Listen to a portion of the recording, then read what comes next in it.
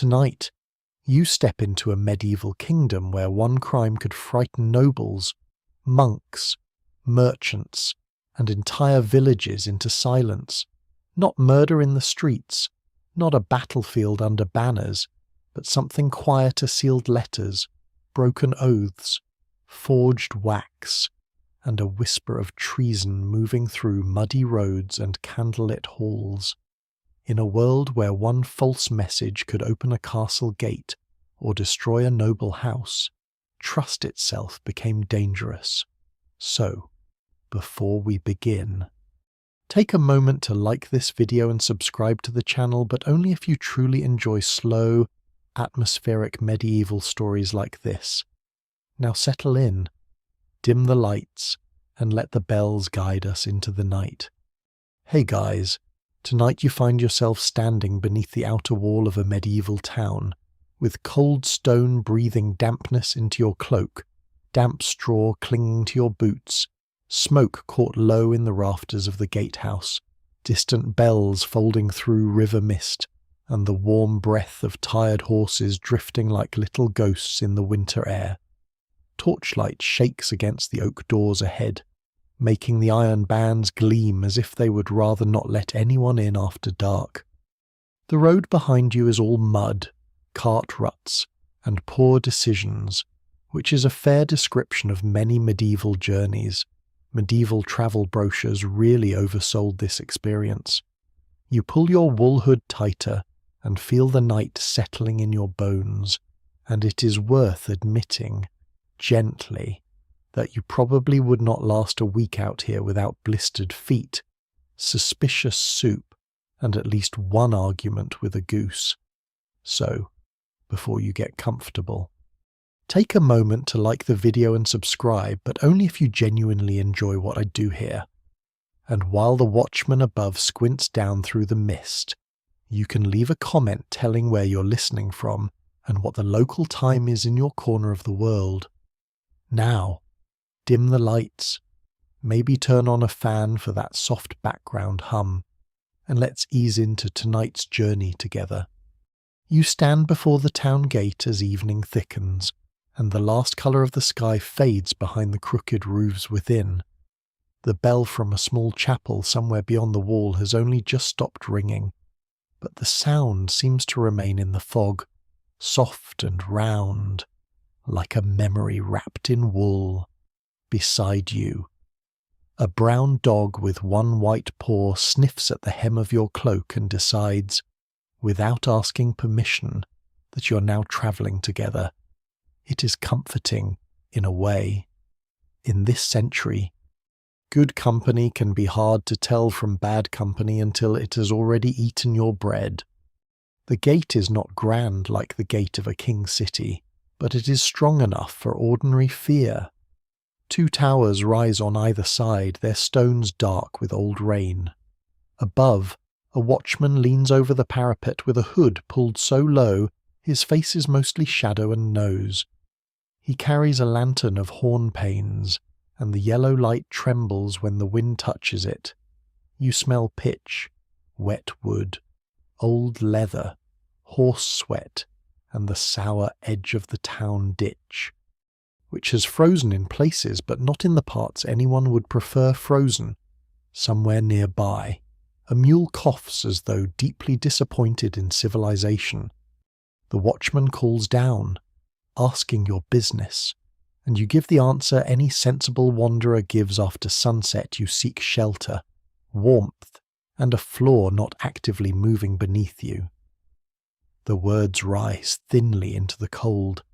He studies you a moment too long. No one can quite agree whether people in frightened towns look longer because they are wise, or because fear makes every stranger seem shaped like a rumour. Tonight, this town is frightened. You know it before the gate opens. You know it by the way the guard does not laugh when the carter behind you complains about the toll. You know it by the second guard waiting inside the arch, his hand resting on the hilt of a short sword, his boots planted among scattered rushes and old straw meant to keep the stone passage from becoming slick. You know it by the iron keys hanging from the belt of the gatekeeper. Too many keys for one tired man, clinking against one another like little warnings, and you know it by the words passed between two townsmen standing just inside the entry, both speaking softly, both glancing toward the road as if something might follow the carts in after dark. Treason, one says, barely above the wind. The word is small, but it changes the air. In later ages, people may imagine treason as banners, battlefields, and kings roaring from thrones. But here, beneath the gate arch, it feels quieter and colder. It feels like a sealed letter hidden inside a saddlebag. It feels like a wrong name spoken before a clerk. It feels like a messenger who does not arrive by dusk, a lord who locks his storehouse, a monk who sharpens his quill before asking questions.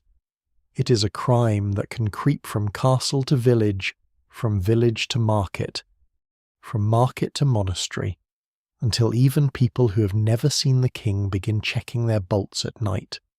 You step beneath the arch, and the dog slips in beside you as if he has paid his own toll in dignity. The gatehouse roof is blackened from years of smoke. Old shields hang on pegs, their paint faded into shapes that might once have been lions, stars, or very ambitious goats. A bundle of dried herbs is tied above the inner door, rosemary and rue, placed there by someone who believes such things discourage sickness, bad luck, and perhaps dishonest travellers. Some swear that rue keeps away poison and false friendship, though it appears less effective against damp socks. The gatekeeper holds out his hand for the entry toll. You press a small coin into his palm, and he bites it lightly, not because every coin needs biting, but because a man who handles money all day begins to trust his teeth more than his neighbours. Around his wrist is tied a red thread, knotted 3 times. It may be a charm against fever, or against the evil eye, or against an unpaid debt remembered too clearly. Even now, it is hard to tell whether such customs belong to faith, fear, or simple habit repeated until no one dares stop. Inside the walls, the town narrows around you at once. Timbered houses lean over the street as though sharing secrets from upper windows. Their lower floors are shuttered, but light leaks between boards, warm and wavering, smoke threads from roof holes and crooked chimneys.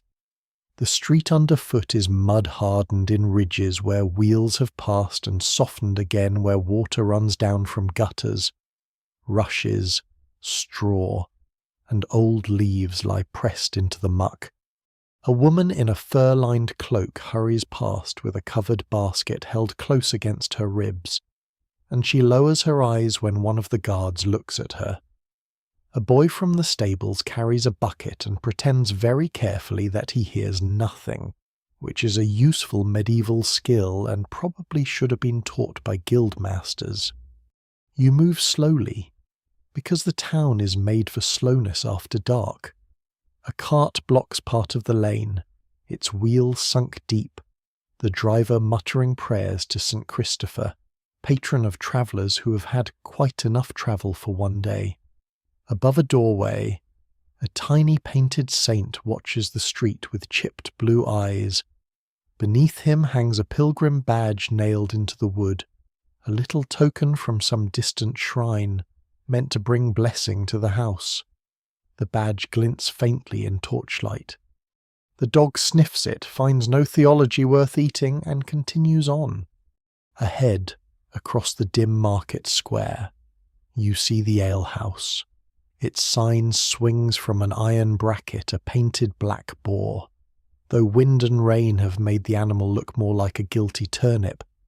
From within comes the low murmur of voices, the clatter of wooden cups, and the thick smell of ale, onions, pottage, wet wool, and peat smoke. A place of warmth, then a place of rumours. These are often the same place. But before you cross the square, you pause by the town well.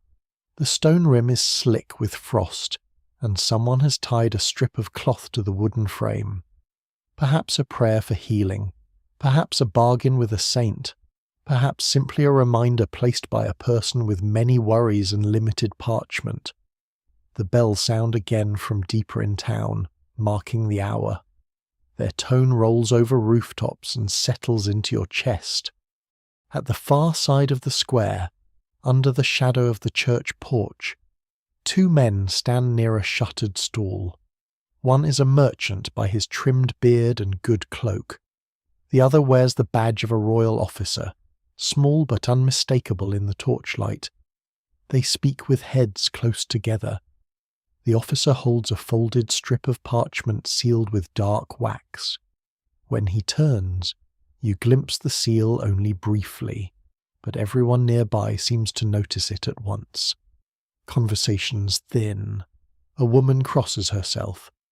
A baker shuts his door more quietly than necessary.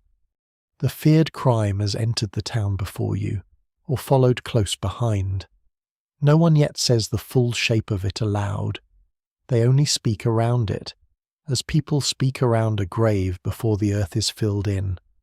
Betrayal of the king, false letters, stolen seals, secret promises to enemies across the border.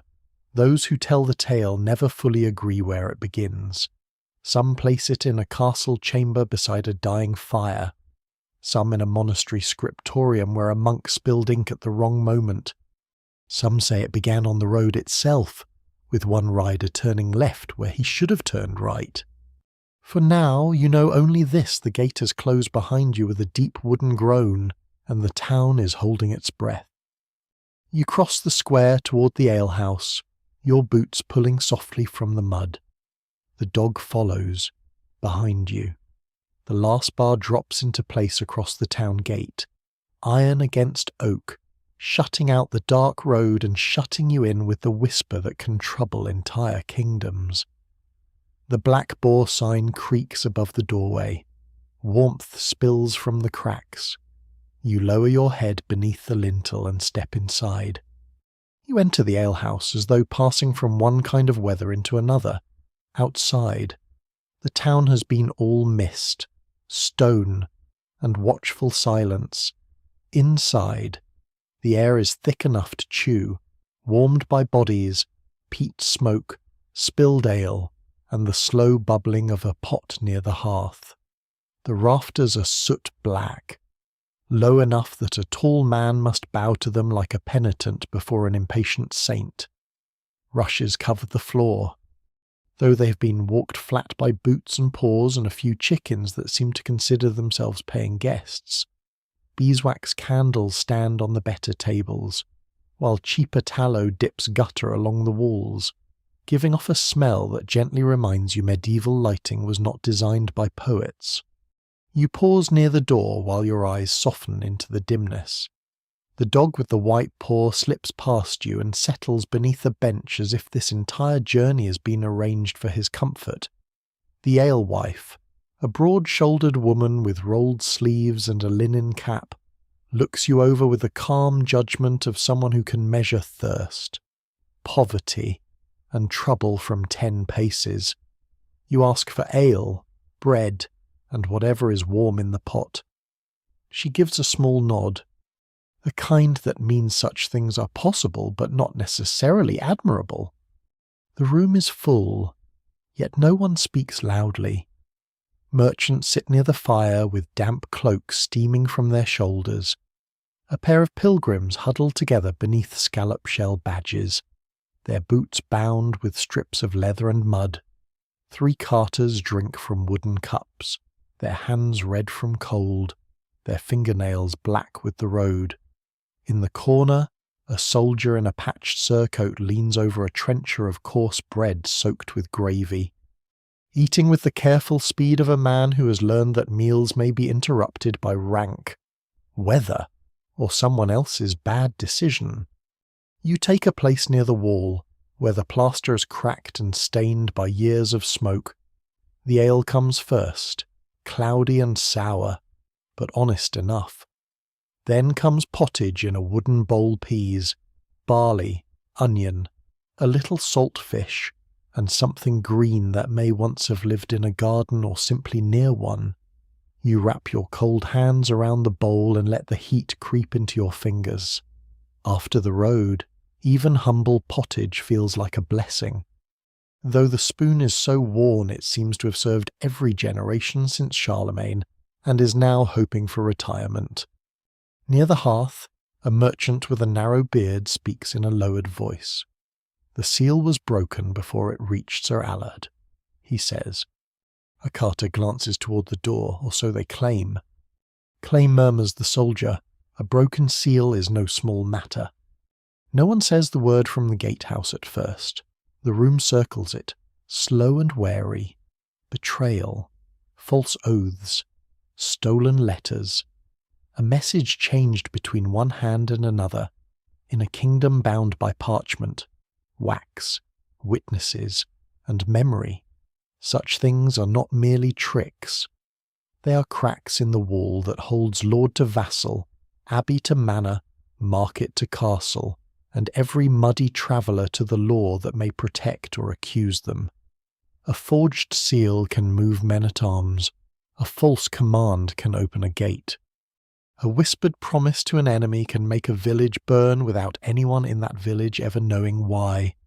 Some swear that the crime began 3 nights ago, when a royal messenger failed to arrive at the northern keep before curfew. Others say the messenger did arrive, but with a letter that named the wrong lord as traitor. No one can quite agree whether the parchment itself was false, or whether the truth upon it was too dangerous to leave unburied. The alehouse keeps its voice low around this uncertainty, as if uncertainty itself has ears. The alewife sets a heel of bread beside your bowl. Eat before it cools, she says, not unkindly. Cold pottage tells no man good news. You obey. The bread is coarse, dark, and heavy enough to make a useful doorstop in less desperate circumstances. Still, you dip it into the broth and taste smoke, barley, onion, and ash from the hearth. Above the fire hangs a bundle of dried lavender, not for prettiness, though it is pretty in its tired way, but because many believe it sweetens the air and keeps sickness from settling too greedily in the lungs. A smaller charm, a little twist of rowan wood bound with red thread, is fixed near the chimney. Some swear rowan protects a house from witchcraft, lightning, and sour milk. The sour milk matter remains debated by practical people. Across from you, one of the pilgrims notices the charm and touches the pilgrim badge at his cloak. Bad days for false tongues, he says. His voice is thin, worn by road dust and prayer. A man speaks once, and another man hangs for it. The soldier looks up sharply. Careful. I'm careful, says the pilgrim, that's why I still have a tongue. A faint smile passes around the table, small and tired. It disappears quickly. The merchant leans closer, warming his hands above the fire.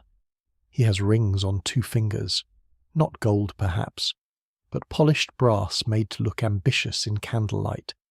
A kingdom runs on trust, he says. A king sends his seal. A lord answers. A toll is paid. A debt is recorded. A monk copies the charter. A witness swears before a relic. Break the trust, and every door begins to grow a bolt. You think of the gate behind you, the bar dropping into place. You think of the folded parchment in the royal officer's hand. You think of the way the baker shut his door quietly, as though noise might invite accusation.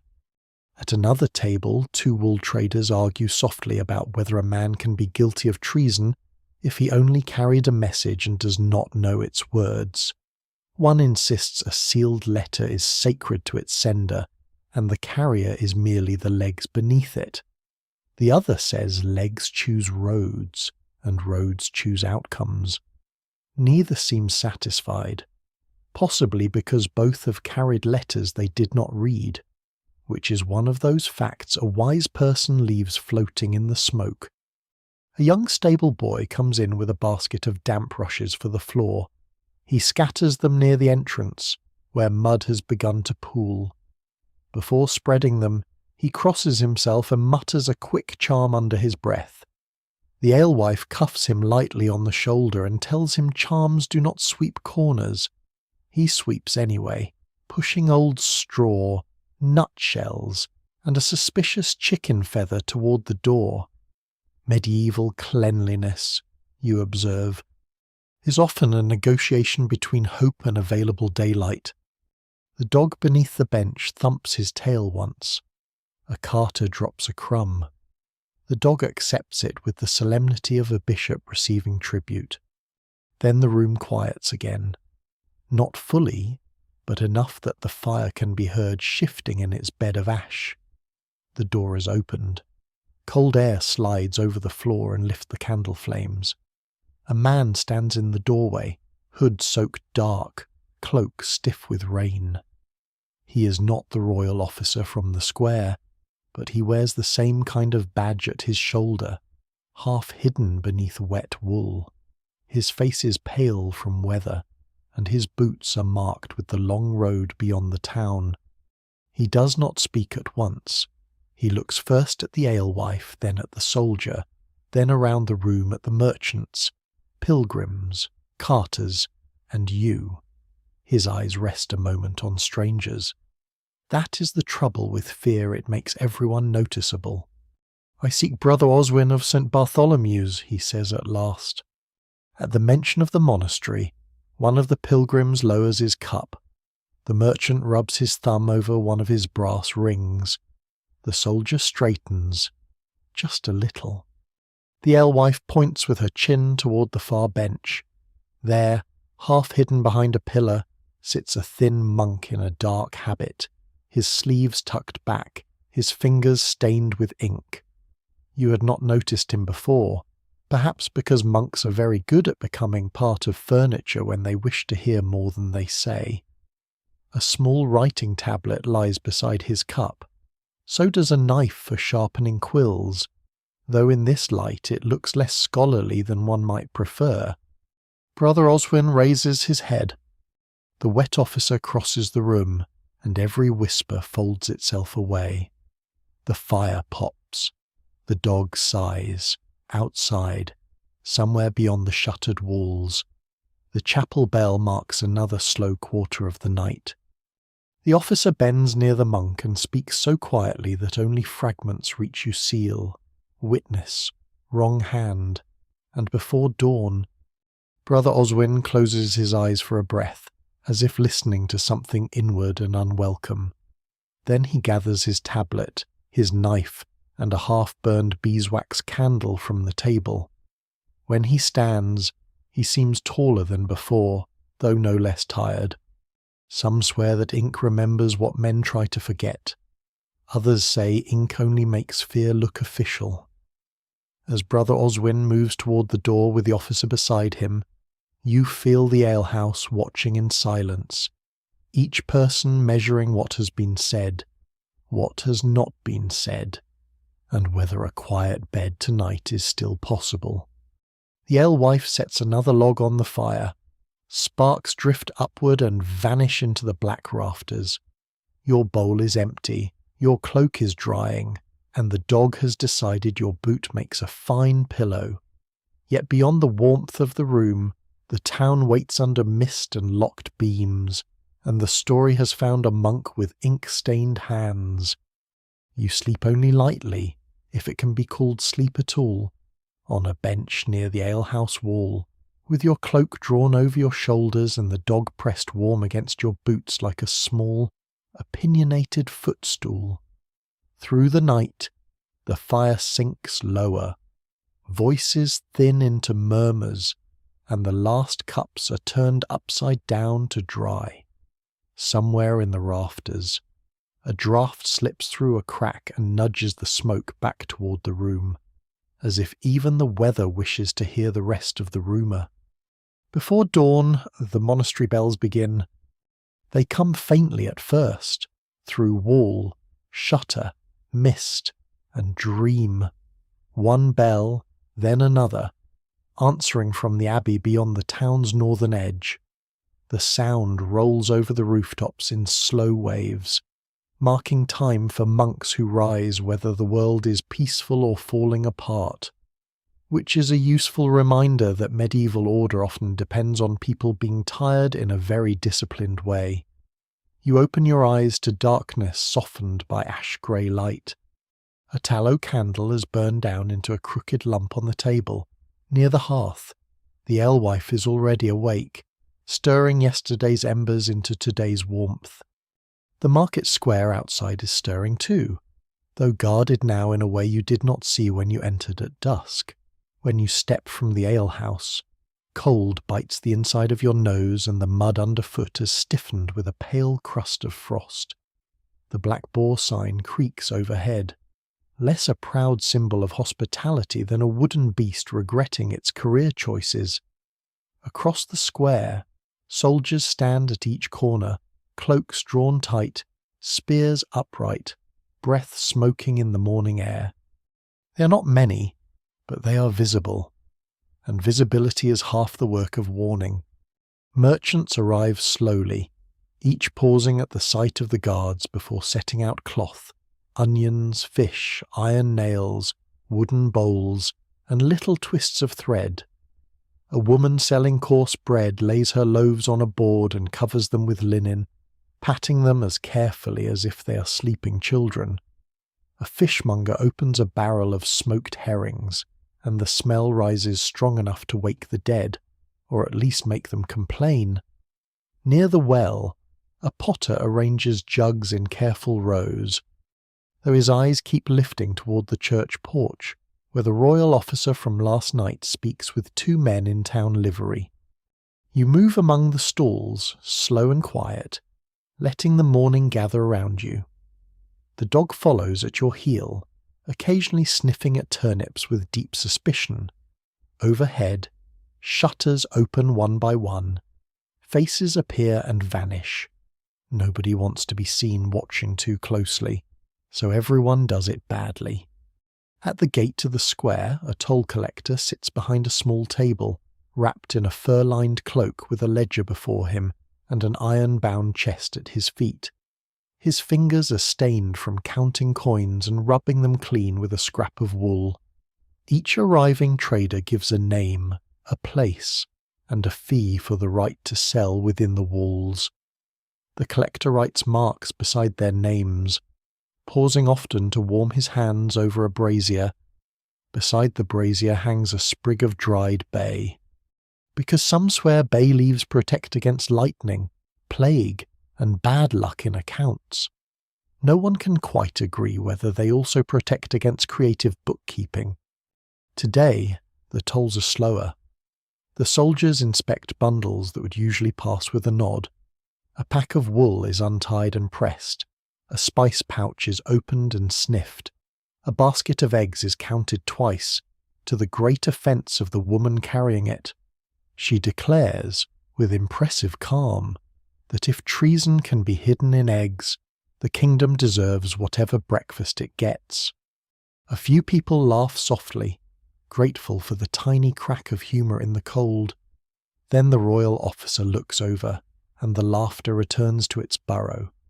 Fear changes a market by inches. It does not empty the square, because people still need bread, salt, thread, and news may be the most necessary and least nourishing item of all. But voices grow shorter, bargains become less playful. A man buying nails asks if the smith knows whether the northern road is closed. The smith says he has heard 3 different answers and trusts none of them. A woman with a basket of onions whispers that a messenger was found beyond the mill. Another says no, not found, only missing. A third says missing men are easier to accuse, which is a hard truth to speak over vegetables before sunrise. You stop near the bread seller and trade a coin for a round loaf. It is dense, dark, and warm from being wrapped beneath cloth. She presses it into your hands, then glances at the badge of the nearest guard. They say a false order nearly opened Westmere Keep, she murmurs. They say many things. You answer, because in a nervous town, even agreement can have sharp corners. Her mouth tightens. Aye, and some things become true because enough people fear them. That thought follows you toward the church porch, where a cluster of townsfolk has gathered at a careful distance. The officer with the folded parchment stands with the reeve, a square-jawed man wearing a wool cap and a chain of office darkened by age. They speak beside the notice board, where old proclamations curl under damp and wax seals hang cracked from strips of parchment. One notice concerns market weights. Another warns against selling watered ale. A crime regarded locally as both fraud and personal insult. A newer sheet has been pinned in haste, its ink still dark, though from where you stand you can only see the first large letters of the king's name. Nearby, an old woman sells tiny charms made of lead and pewter pilgrim badges, St. tokens, little bells to hang above cradles, and small hands meant to ward off envy. She tells a child that a bell rung at dawn can scare away wandering spirits. The child asks if it can scare away soldiers. The old woman says soldiers require stronger bells and better payment. The monastery bells sound again beyond the roofs, fuller now in the morning air. Their ringing mingles with the calls of sellers trying to make the day ordinary.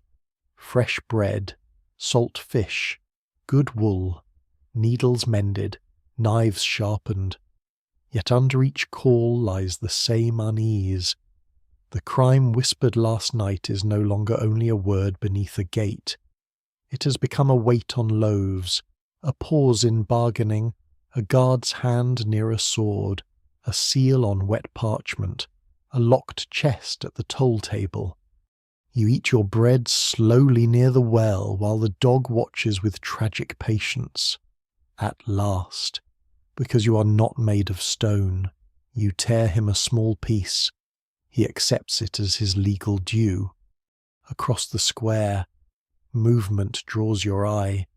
Brother Oswin, the ink-stained monk from the alehouse, emerges from a narrow lane beside the church. His dark habit is damp at the hem, and he carries his writing tablet beneath one arm. The royal officer sees him and gives a small nod. The monk does not smile. He looks over the market, taking in the soldiers, the tolls, the watching faces, and for one brief moment his gaze rests on you as if he remembers exactly where you sat, what you heard, and how much a silent stranger may carry away. Then he turns toward the northern gate, toward the monastery road, and begins to walk. The morning market continues behind him, guarded, hushed, and stubbornly alive. You pull your cloak tighter, wipe breadcrumbs from your fingers, and follow at a distance as the bells fade above the roofs. You follow Brother Ozin through the northern gate at a distance that feels respectful, or at least not immediately suspicious, which in a nervous town is sometimes the best a traveller can manage. The dog trots beside you, with his white paw flashing in the mud. Behind you, the market sounds soften into a woven murmur of sellers, soldiers, coins, and guarded talk. Ahead, the road narrows between low stone walls rimed with frost, leading toward the monastery whose bells have been ruling the morning since before your eyes opened. The monk walks with his head bowed, not from weakness, but from the habit of someone who has spent many years reading flaws, margins, and the spaces between words. His dark habit moves gently about his ankles. Every so often, he touches the tablet tucked beneath his arm, as though making sure the written things have not escaped. You know very little about monks, but you know enough to understand that a man with ink on his fingers may be more dangerous than a man with a sword, especially if everyone else has forgotten what they said last Michaelmas. Field spread on either side, pale and stiff beneath the cold. Crows pick at the furrows. A boy drives 2 thin pigs along the ditch with a switch of hazel, muttering at them as if they are wayward scholars.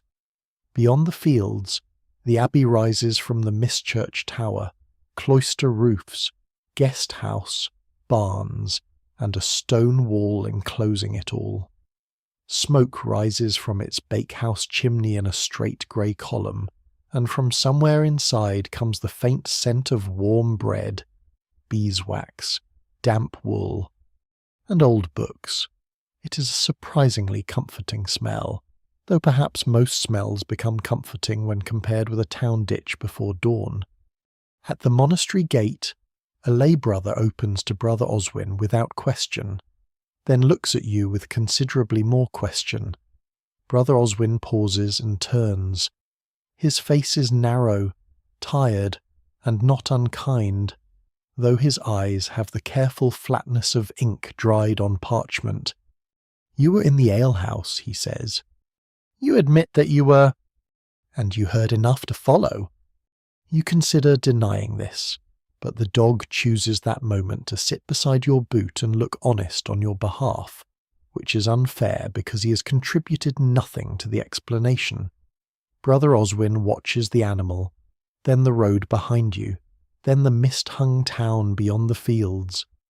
"Come inside," he says. "The road is cold, and cold men invent foolish answers." This is difficult wisdom to refuse. The guest-house is built along the outer court, simple and low, with whitewashed walls and rushes strewn over the packed floor. A small hearth burns at one end, and wooden benches stand beneath pegs for cloaks. Pilgrims sleep here when the roads are open, messengers when they arrive too late, and sometimes beggars when the almoner can be persuaded that charity should outrun suspicion. A bowl of water stands near the door for washing hands. Beside it lies a bundle of dried sage and pennyroyal. Because some swear the scent discourages fleas, no one can quite agree whether the fleas have ever been consulted. A lay sister brings you watered ale and a heel of monastery bread. It is better bread than the town loaf, lighter, with a faint sweetness of barley malt. The dog receives nothing officially, but a crumb falls near him in a manner so deliberate that even a bishop would struggle to call it accident. You warm your hands by the hearth while Brother Oswin removes his outer cloak and hangs it from a peg. His sleeves are stained black and brown near the fingers. Ink has settled into the little cracks of his skin like winter shadow. He leads you through a side passage into the scriptorium. The room is colder than the guest house, but brighter. Tall, narrow windows admit a silver wash of morning light. Along the walls, monks sit at sloped desks, bent over parchment. Their knives scratch softly. Quills whisper. A young novice sands a sheet to dry the ink, breathing carefully so he does not scatter the grains across another man's work and spend the afternoon apologizing to both God and brother librarian. On shelves rest horn inkwells, pumice stones, folded scraps, wax tablets, and quill feathers trimmed with care. The place sounds less like silence than a very small rain falling on dry leaves. Brother Oswin gestures for you to sit on a stool near a table where several parchments are laid flat beneath smooth stones. "Records," he says, "accusations, witness statements, copies of writs, things men wish were forgotten until they need them remembered." You look at the pages.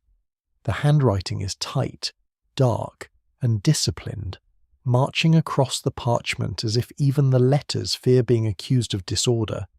Seals hang from some documents on cords of faded green and red.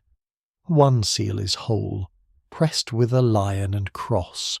Another is cracked along its edge. A third has been cut away entirely, leaving only threads and a stain of wax. Brother Oswin notices your gaze. "A missing seal can condemn a man," he says softly. "A stolen seal can condemn 20. The crime that terrifies kingdoms becomes clearer here. Not louder, but more intricate. Treason is not only a knife in a hall or a banner raised against a king, it can be a copied hand, a changed name, a royal command altered in a damp room by candlelight. It can be a false oath sworn before frightened witnesses. It can be a man claiming another man promised aid to the king's enemy. Once such a charge is written, sealed, and carried, it travels faster than truth can limp after it. Brother Oswin places one parchment before you. This was brought last night. You cannot read every word, but he traces the lines with one stained finger. The document names a lord beyond the northern marshes, accused of agreeing to open Westmere Keep to foreign riders after St. Agnes's feast. The accusation rests on a message, a broken seal, and the testimony of two men who heard a third man speak in a stable. It seems thin, like ice over deep water. Is it true, you ask? Brother Oswin's mouth shifts, almost a smile, though not a pleased one. Those who tell the tale never fully agree. One witness says the messenger wore green, another says brown. One swears the seal was broken before noon, another swears it was whole at vespers. The messenger himself has not been found. The novice nearby looks up too quickly, then returns to his sanding with the guilty speed of someone caught listening. A monk at the far desk coughs. Outside, a cart rattles across the abbey yard, carrying turnips toward the kitchen. The ordinary world continues, stubborn and faintly muddy, while parchment threatens to unmake it. Brother Oswin opens a wax tablet, its surface scratched and smoothed many times. The king's clerk demands a fair copy before midday. The reeve demands names before sunset. The lordsman demands that nothing be copied until his master arrives. Everyone demands speed.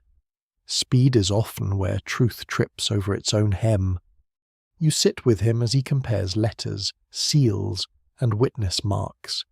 He shows you how a scribe can notice the tilt of a hand, the pressure of a line, the shape of an abbreviation, a loop too wide, a tail too short, a saint's name spelled in the southerny style by a man who claims to be from the north.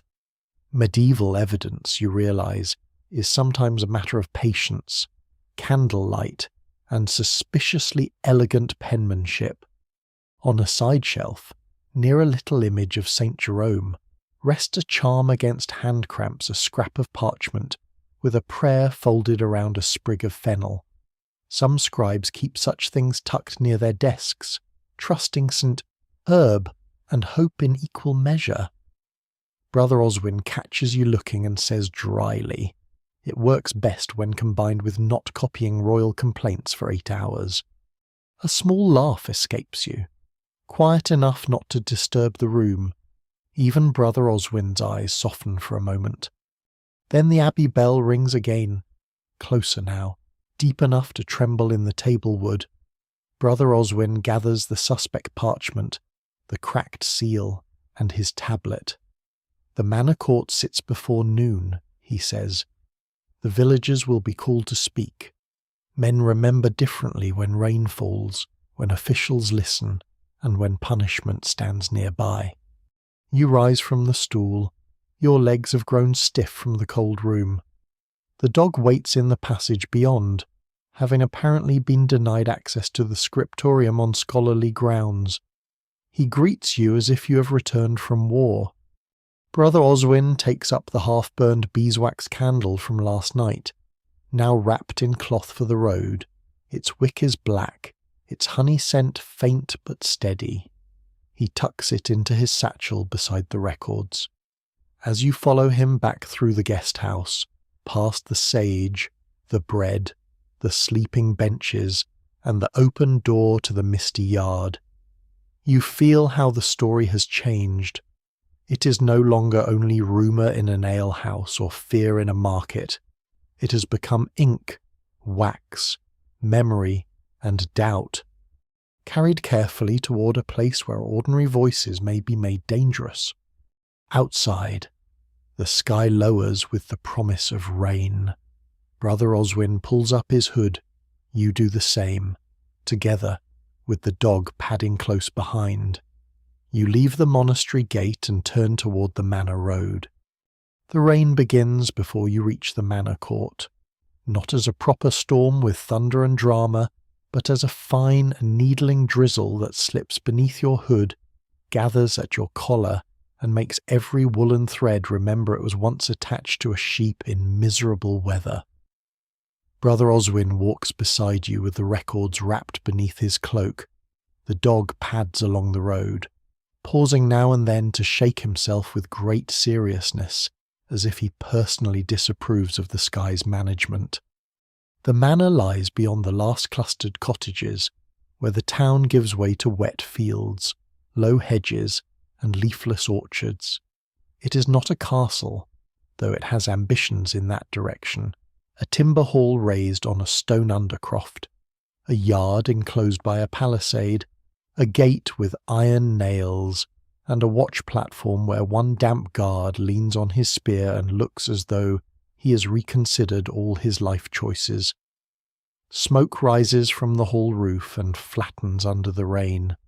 Beside the gate, a carved wooden cross stands tilted in the mud, its base hung with strips of cloth, beads, and a cracked pilgrim badge left by those who prefer their prayers visible. Villagers gather in the yard, huddled beneath cloaks and patched mantles. Some have come because they were summoned. Some have come because any talk of royal treason pulls people like smoke pulls eyes. A few hold chickens, bundles, or baskets, having tried to combine legal duty with errands, which is sensible in a world where walking across a parish may take half the morning and ruin both shoes. A woman carries a baby wrapped in a wool blanket. A miller stands with flour still ghosting his beard. Two boys whisper near a cart until their mother gives them a look sharp enough to cut turnip greens. At the hall door, the reeve from the market square speaks with a steward in a dark cloak trimmed with worn fur. The steward holds a staff of office, polished by years of hands. Behind them waits a clerk with a portable writing board, ink horn, and a bundle of quills tucked carefully into his belt. He looks cold, worried, and faintly insulted by the rain, which is the natural expression of clerks everywhere when weather threatens paperwork. Brother Oswin is greeted with stiff nods. You're not greeted, but you are permitted to exist near the wall, which is a generous legal category in many medieval settings. The dog slips beneath a cart and begins sniffing at one wheel, where mud has hardened around the rim. You notice the wheel is cracked, braced with a strip of rawhide, the kind of repair that says someone needed to arrive more than they needed to arrive elegantly. You remember, without knowing why. The merchants talk in the alehouse and the wet officer's words before dawn. The court gathers beneath the open shelter beside the hall, where the roof keeps off only the most ambitious part of the rain. Rushes have been scattered over the boards, though the mud has already claimed them. The steward sits at a trestle table. The reeve stands at his right. Brother Oswin and the clerk sit with their writing things placed carefully before them. The half-burned beeswax candle from the alehouse lies wrapped in cloth near the monk's elbow. Though there is enough grey light to write by, perhaps he keeps it as habit, perhaps as memory. Some objects become witnesses merely by surviving the night. The first cases are ordinary, and this ordinariness makes them stranger beside the larger fear. A man owes rent in barley. A woman says her neighbour's pig rooted through her winter leeks. The neighbour argues the pig has a curious nature but no criminal intent. A boundary hedge has been moved, or has moved itself, depending on which uncle one believes. The steward listens with the weary patience of a man who has heard, across many winters, that pigs, hedges, and human pride are the true pillars of village law. Yet every small dispute bends toward the larger one. When a man swears that he saw the pig in question at dawn, The steward asks where he stood, who stood beside him, and whether anyone can confirm his words. People glance at one another. A spoken thing, once light as breath, suddenly weighs like iron. In this yard, testimony is not idle speech. It is a tool, a blade, a rope, a bridge. It can return a field, ruin a household, clear a name, or darken it forever. No one can quite agree whether truth grows stronger when many voices repeat it, or merely louder. At last the steward calls the names connected to the sealed letter. A hush moves through the shelter. Rain taps the roof. A hen clucks in someone's basket, then wisely stops. The first witness is a stable hand from the northern road, a young man with red ears and straw still caught in his sleeve. He says he heard 2 riders speak near the mill, one mentioning Westmere Keep, the other the King's Seal. He says one rider wore a green cloak. "Brown," mutters someone at the back. The steward's eyes lift. Who spoke? A silence follows, thick and immediate. The speaker does not step forward. Brother Oswin dips his quill and writes only a few words. The stable hand swallows and changes nothing, but his face reddens.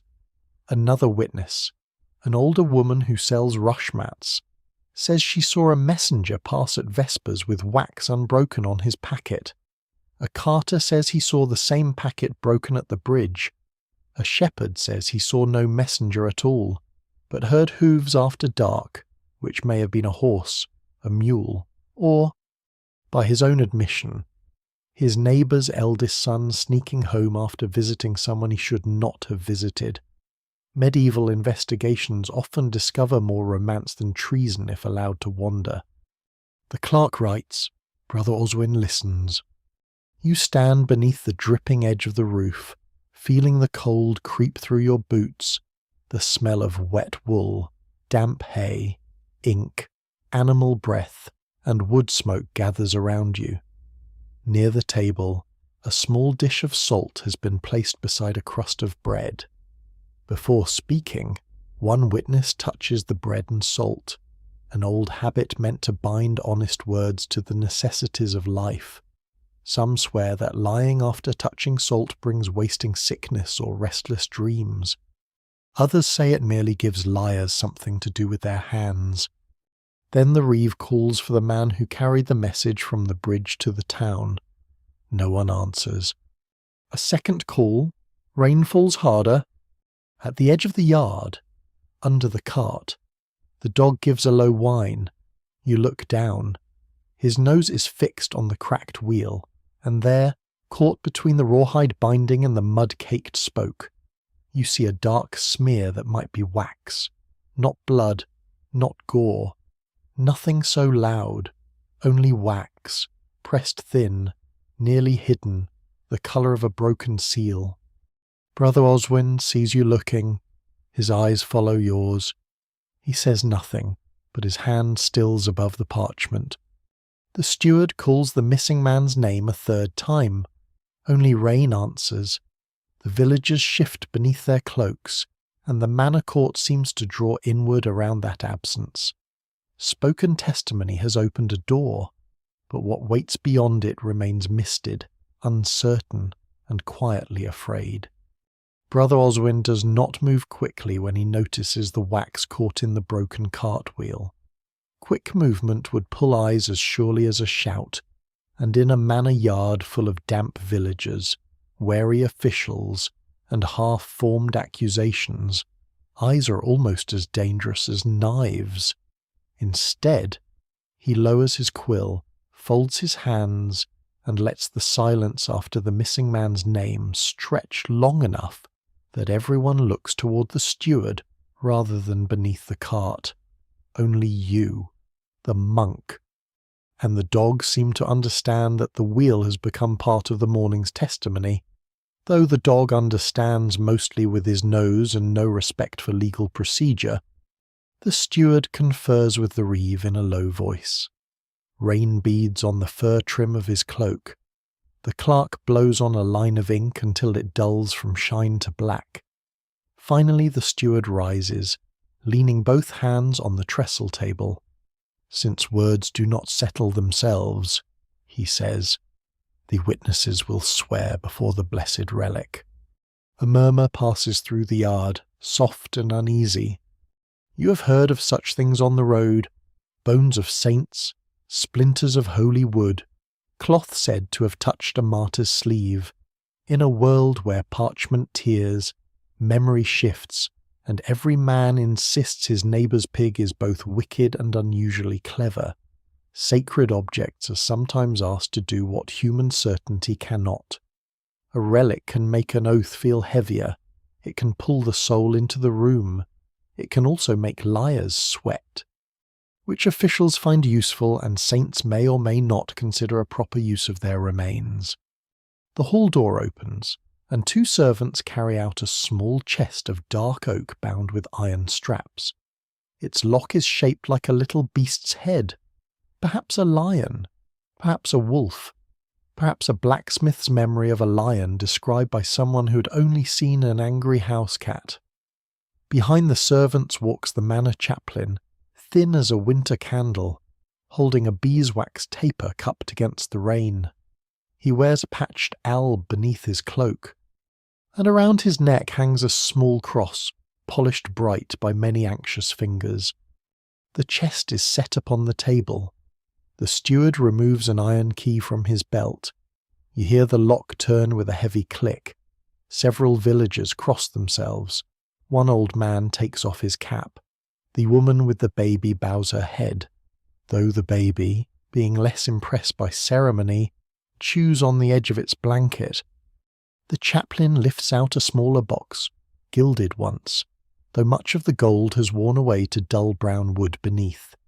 Glass or rock crystal is set into the lid, cloudy with age. Inside lies a tiny wrapped thing, a fragment of bone, or perhaps something shaped like bone, nestled in faded silk.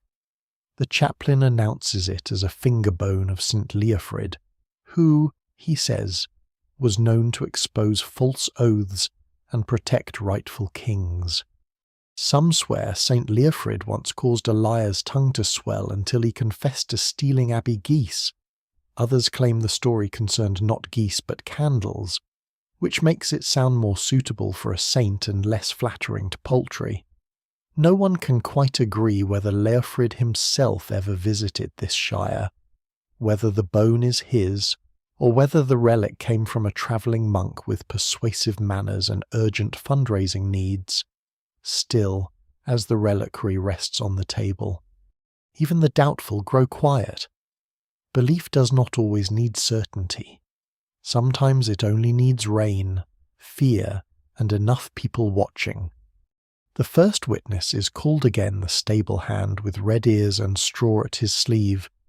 He steps forward reluctantly, as if the mud itself is trying to hold him back. The chaplain touches the reliquary to the boy's fingers. The stable hand repeats his account, voice trembling. Green cloak, 2 riders, Westmere Keep, King's seal, Brother Oswin writes, and his quill moves very gently, like a spider deciding where to set its thread. The older woman who sells rush mats comes next. She touches the relic, then the salted bread, layering one truth-binding custom atop another with the thoroughness of someone who has no wish to be haunted by either saint or pantry. She says again that the packet was whole at Vespers. When asked how she could see in the dimness, she replies that she notices wax because she once sold candles, and a person who has trimmed wicks for 30 years can spot damaged wax faster than a lord spots unpaid rent. This answer earns a few nods. Practical expertise has its own quiet holiness. Then the carter is called, the owner of the broken wheel. He is a broad man with wet hair stuck to his temples, and he keeps rubbing his palms on his tunic. When the chaplain presents the relic, the carter hesitates. The hesitation is brief, but the yard feels it. The steward leans forward. "You will swear." The carter nods too quickly. Aye. His fingers touch the cloudy crystal. The chaplain watches his face. The clerk's quill pauses. Brother Oswin does not look at the man's face at all. He looks at the carter's boots, at the mud dried along one side, at the faint red-brown smear on his cuff that might be sealing wax, clay, or nothing that matters. Even now, it is hard to tell whether suspicion finds clues or teaches the eye to invent them. I saw the packet broken at the bridge, the carter says. Who held it? The missing messenger. You spoke with him. I did. And where did he go? The carter swallows. Rain slips from his hair to his cheek. North. A murmur rises. North means the road to Westmere. North means the marsh tracks. North means any number of places large enough to lose a man and small enough to keep his secrets. Then Brother Oswin speaks for the first time in the court. Your wheel broke before you reached town. The carter turns toward him. Aye, near the lower lane. And you repaired it with rawhide. Aye. Before or after you met the messenger. The carter opens his mouth, then shuts it. The reliquary sits between them, dim and cloudy, holding its little ancient fragment as if it has all the patience in the world. Before, the carter says at last. Under the cart the dog gives a soft huff, nose still pointed toward the hidden smear of wax. Brother Oswin nods, but writes nothing. Then perhaps your wheel has a better memory than any of us. The steward's eyes narrow. 2 guards are sent to bring the cart forward. It takes awkward pushing, a curse quickly softened into a prayer, and one chicken escaping from a basket in protest. When the wheel is lifted and turned, the wax appears clearly dark red, pressed into the rawhide binding. A small piece bears the shape of a claw, or a lion's paw, or whatever remains when a royal seal has been crushed against a turning wheel. The yard holds still. The chaplain, still clutching St. Leofrid's relic, whispers a prayer under his breath. The carter looks at the mud. The stable hand looks relieved and more frightened at once. The old rush-mat woman crosses herself as if she expected the saint to do something dramatic and is mildly pleased the saint chose paperwork instead. Yet the relic proves nothing by itself. The wax proves only that wax touched wheel touched road, and men touched fear. The full truth remains wrapped, like the bone in silk, seen through cloudy crystal. But the oath has changed the shape of the morning. The witnesses have spoken before saint, salt, bread, rain, ink, and each other. Their words now belong to the record, and records, as Brother Oswin has already taught you, are not easily persuaded to go back to sleep. The steward orders the cart held. The carter is told not to leave the manor yard. The chaplain returns the relic to its box with hands that tremble slightly, though whether from cold, holiness, or the strain of supervising St. Leofrid's reputation, no one can quite say. As the oak chest closes and the iron lock clicks shut, the bells from the distant abbey begin again. Their sound passes over the rain-wet roofs, over the restless villagers, over the cracked wheel and the half-hidden wax, and settles softly in your chest. You pull your cloak tighter. The dog emerges from beneath the cart, damp-nosed and satisfied. The road beyond the manor waits in a grey line toward the forest, where sealed letters, royal roads, and lonely shrines may have seen more than anyone here is ready to tell. You leave the manor yard while the relic chest is still being carried back inside, its iron lock newly closed, its little saintly mystery returned to shadow. Behind you, villagers remain gathered beneath the dripping shelter, some pretending to talk of rent, pigs, and boundary hedges, though every ear tilts toward the steward's table. The carter stands apart with 2 guards near him, staring at his broken wheel as if it has betrayed him personally. Perhaps it has. Medieval carts are not famous for loyalty. Brother Oswin walks ahead with the careful pace of a man carrying papers that could bruise the world. The rain has softened, becoming less a falling thing than a wetness suspended in the air. It beads on his hood and darkens the shoulders of your cloak. The dog follows close, pausing once at a puddle, tasting it, and apparently judging it less interesting than treason. The road bends away from the manor and slips between hedges where last summer's thorns still cling in black tangles. Beyond them, fields lie winter pale, furrows holding silver water. A girl in a patched blue kirtle drives geese toward a ditch, tapping the ground with a stick while the birds hiss like tiny lords denied a tax. She watches Brother Oswin pass, then you, then the dog, and crosses herself, not at you perhaps, but at the packet of records beneath the monk's cloak. In these parts, written trouble may be treated almost like sickness best acknowledged, avoided, and never invited into the house.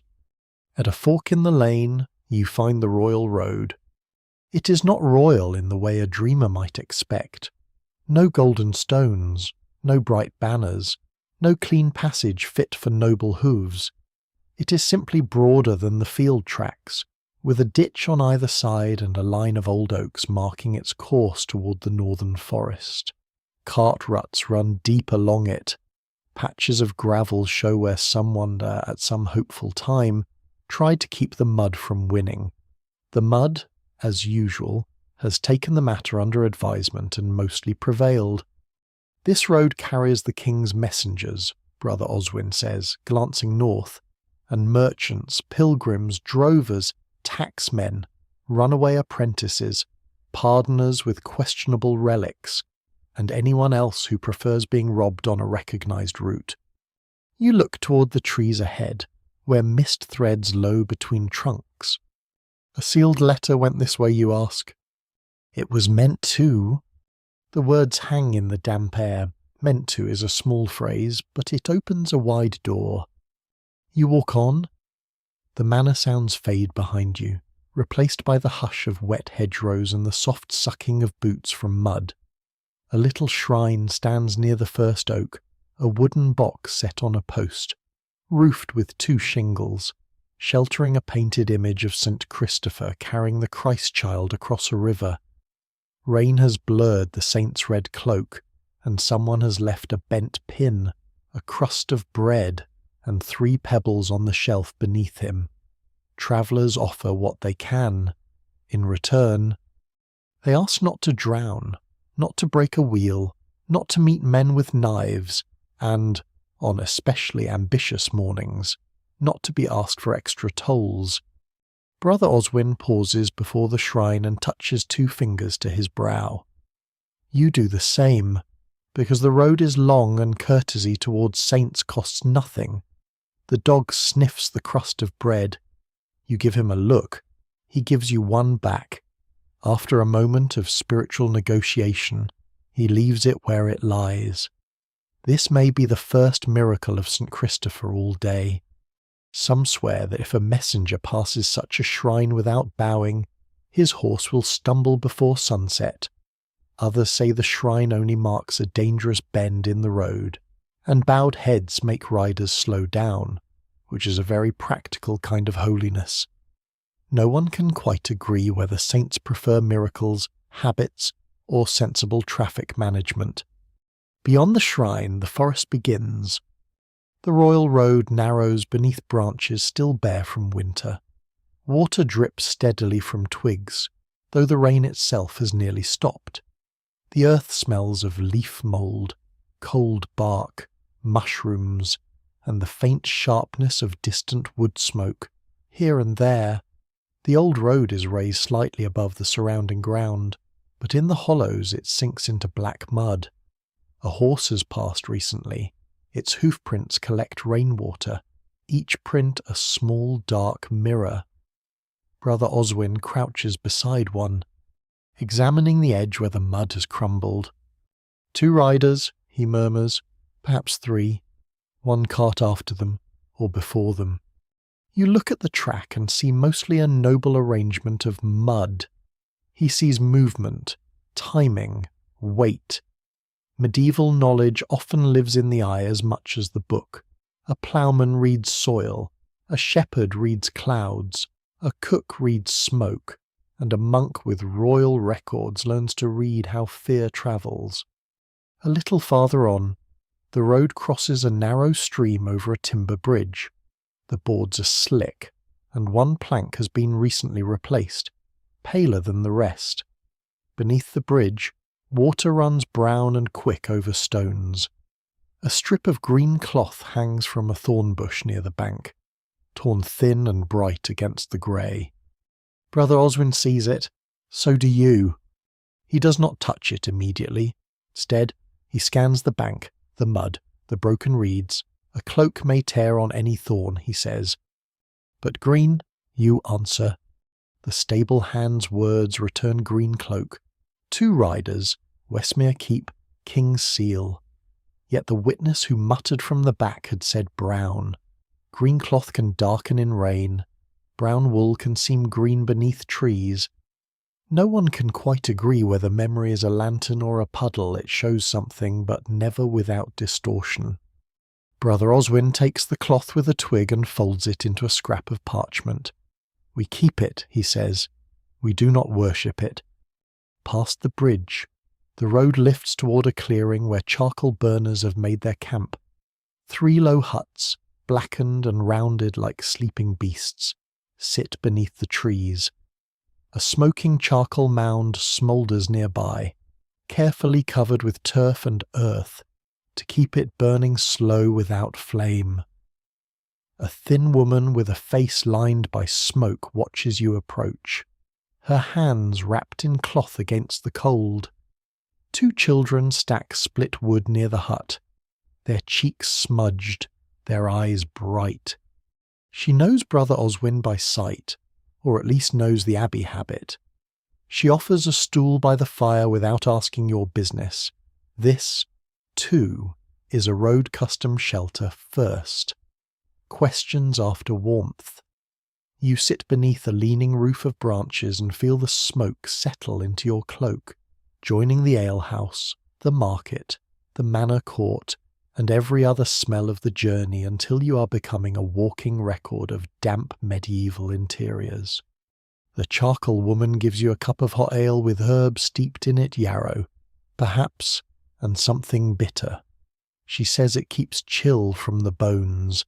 Some swear yarrow staunches bleeding, eases fever, and protects travellers from ill-wishing. It also tastes like boiled hedge, though after the forest road, boiled hedge has its virtues. Brother Oswin asks whether riders passed before dawn. The woman pokes the edge of the fire with a stick. Riders always pass. 3 nights ago. She looks toward the road. The children stop stacking wood. 1 horse at first, she says, hard-ridden, then a cart near dawn, then 2 men after prime, leading a spare mount. Did they speak? Men on this road speak less when they should speak more. She glances at you, then at the monk. One asked if the marshway could reach Westmere without crossing the toll bridge. Brother Oswin stills. The forest seems to hush around the charcoal mound. Even the children wait. A toll bridge has records. A marshway has reeds, fog, and fewer witnesses. Trust breaks most easily where roads divide. Did you know him? The monk asks. The woman shakes her head. He wore a pilgrim badge. Canterbury, I think. But the cloak was wrong. Wrong how? Too clean for a pilgrim. Too heavy for a poor man. Too plain for a lord. She shrugs. A cloak trying to be forgotten. Brother Oswin gives the smallest nod and writes the phrase on his tablet, a cloak trying to be forgotten. You rest there a little while longer, drinking the bitter ale, listening to the charcoal mound breathe smoke into the grey morning. The dog curls beside your feet, finally tired enough to admit that kingdoms are hard work. Then the abbey bells drift faintly through the trees. So distant now they seem less like iron and more like memory. Brother Oswin rises. Ahead, the royal road continues north, but a narrower track bends east into lower ground, toward marsh, hidden water, and the old pilgrim route. At its entrance stands another roadside cross, half sunk, hung with weathered badges and strips of cloth that flutter like small tired prayers. The monk looks from road to track, from lore to legend, from the path recorded by clerks to the path remembered by those who burn charcoal under wet trees. "We take the marshway," he says, "and so you follow, leaving the King's Road for a path where sealed letters, lonely shrines, and broken trust may yet be waiting beneath the fog." The marshway receives you without welcome, narrowing almost at once between alder roots, reed beds, and low pools of brown water filmed with pale sky. The royal road behind you fades quickly into trees, and with it fades the comforting idea that someone, somewhere, once intended travellers to pass this way in an orderly fashion. Here the path belongs to feet, hooves, wheels, and weather, each leaving a mark and then arguing with the mud about who was there first. Brother Oswin walks carefully, lifting the hem of his habit when the ground softens.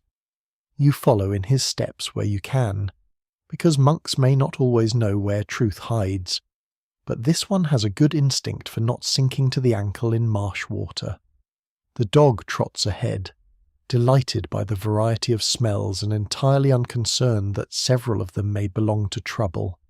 Mist hangs low over the reeds, somewhere unseen. A bird calls once, a thin lonely note that seems to vanish before it finishes. The track bends along a drainage ditch, then rises onto firmer ground where old willow trees lean together like gossiping widows.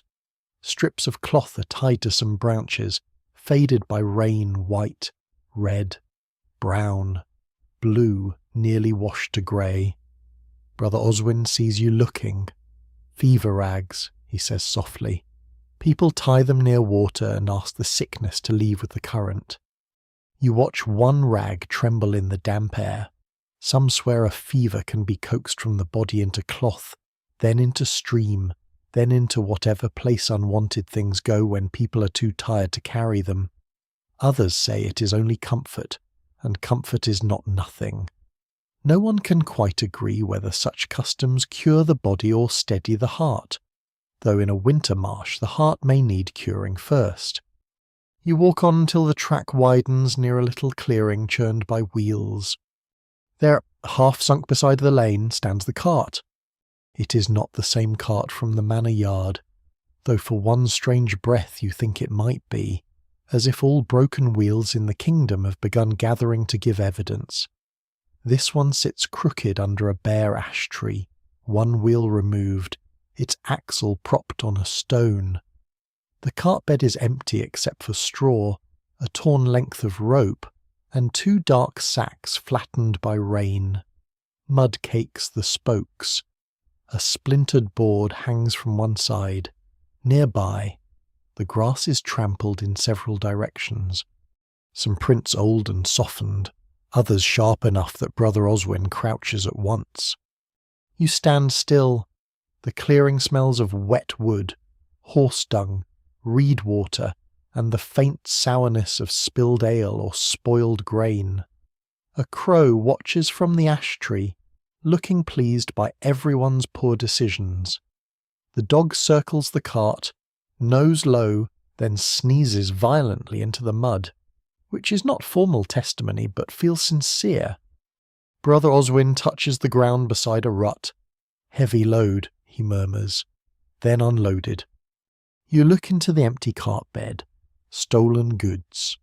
Perhaps he examines the torn rope, or goods moved to another cart, or hidden, or never here at all, if someone wished a cart to look robbed. This is the difficulty of the road. A broken wheel can mean poverty, bad luck, haste, sabotage, or a very tired carpenter. Missing sacks can mean theft, fear, trade, hunger, or simply a driver with better storage elsewhere. Yet after the man are caught, every ordinary object seems to lean toward accusation. You think of the cracked wheel with wax pressed into its rawhide binding. You think of the carter's hesitation before St. Leofrid's relic. You think of the phrase written on Brother Oswin's tablet, a cloak trying to be forgotten. At the far edge of the clearing stands a small hut woven from reeds and mud-plastered sticks, perhaps used by eel fishers in warmer months. Its low doorway is open. Inside, a handful of rushes lie scattered over the floor, damp now, and a circle of cold ash marks where someone kept a hidden fire. Brother Oswin kneels near it and lifts a charred scrap of parchment with the tip of his knife. It is no larger than 2 fingers. One edge is black, the other bears a faint curve of red wax. You draw a slow breath. Not enough to prove anything, he says before you speak. Enough to keep walking. Enough for that. Near the hut, half hidden beneath reeds, you find a small object pressed into the mud, a pilgrim badge, bent nearly flat. You lift it gently. Its stamped image is worn, but you can make out a tiny saint beneath an arch. Perhaps Canterbury, perhaps not. The charcoal woman's words return. He wore a pilgrim badge, but the cloak was wrong. Too clean, too heavy, too plain, a cloak trying to be forgotten. Brother Oswin takes the badge and turns it in his stained fingers. A pilgrim may be poor, he says. A spy may pretend to be poor. A frightened servant may look like either. Do you think the messenger came here? I think someone wanted others to believe so. The answer settles uneasily. In the reeds, water ticks from stem to stem. A grey horsefly lands on the cart rail and departs, unimpressed by politics. You move around the cart and notice a crust of coarse bread near the wheel, greened with damp. Beside it lies a shred of wool, brown at first glance, but when Brother Oswin spreads it against his sleeve, a dull green shows through beneath the mud. Green, brown, green again. No one can quite agree whether the rider wore one colour or another because the cloth itself cannot decide under rain and shadow. A sound rises from the path behind your wheels, slow and strained, approaching through mud. Brother Oswin folds the charred parchment, the badge, and the wool scrap into separate pieces of cloth. You step aside as a small ox cart appears between the willows, driven by an old man with a hood patched in 3 colours. His cart carries turnips, 2 bundles of firewood, and a girl asleep beneath a blanket. He stops when he sees the abandoned cart. His face changes. You know it, Brother Oswin asks. The old man spits carefully into the mud, away from everyone's boots, because even disgust has manners. Saw it before dawn 3 nights past. Wheel off. 2 men cursing, one with a fine voice pretending not to have one. A fine voice. Court voice. Hall voice. Not marsh voice. The old man scratches his chin. Asked me if the lower ford ran deep. Said they had fish for the abbey. Brother Oswin looks into the empty cart bed. Fish. The old man gives the cart a sour glance. No fish smell. Smoked fish leaves a ghost behind. That cart smelled of wool, wet leather, and wax. Wax again. Not much. Never enough. But enough to make the clearing feel narrower. The old man clucks to his ox and moves on, turnips rocking softly in the cart.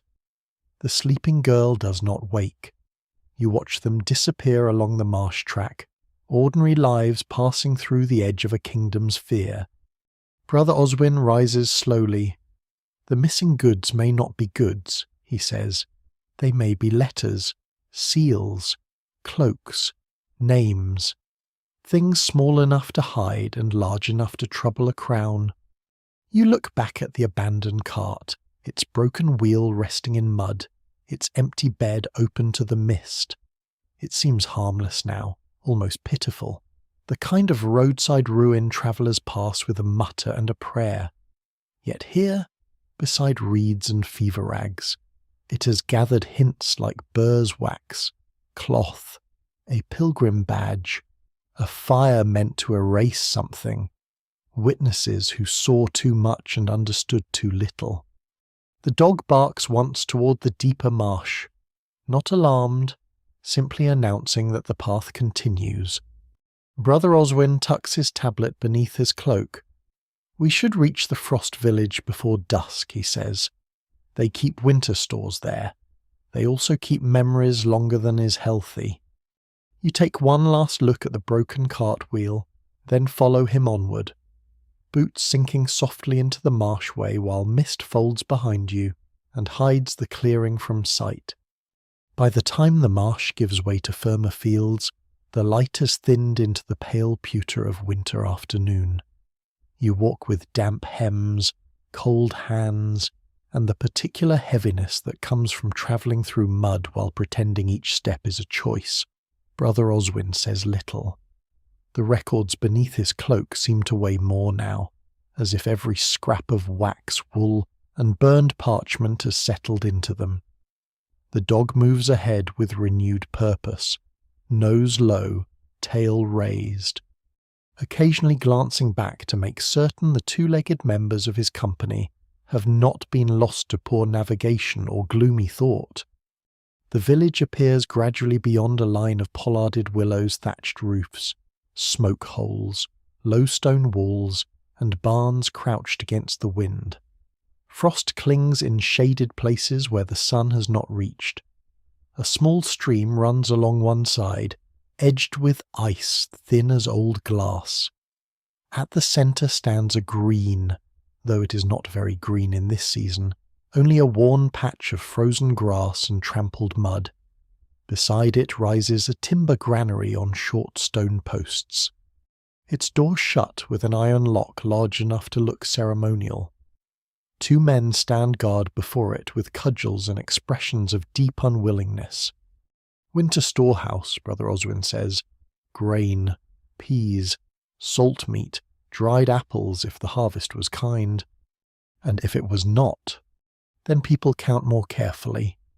You understand as you pass the cottages. Windows are covered with oiled cloth or shutters, not glass except perhaps in the Lord's chapel or the wealthiest townsman's house. Smoke leaks through roof thatch. Bundles of herbs hang above doors.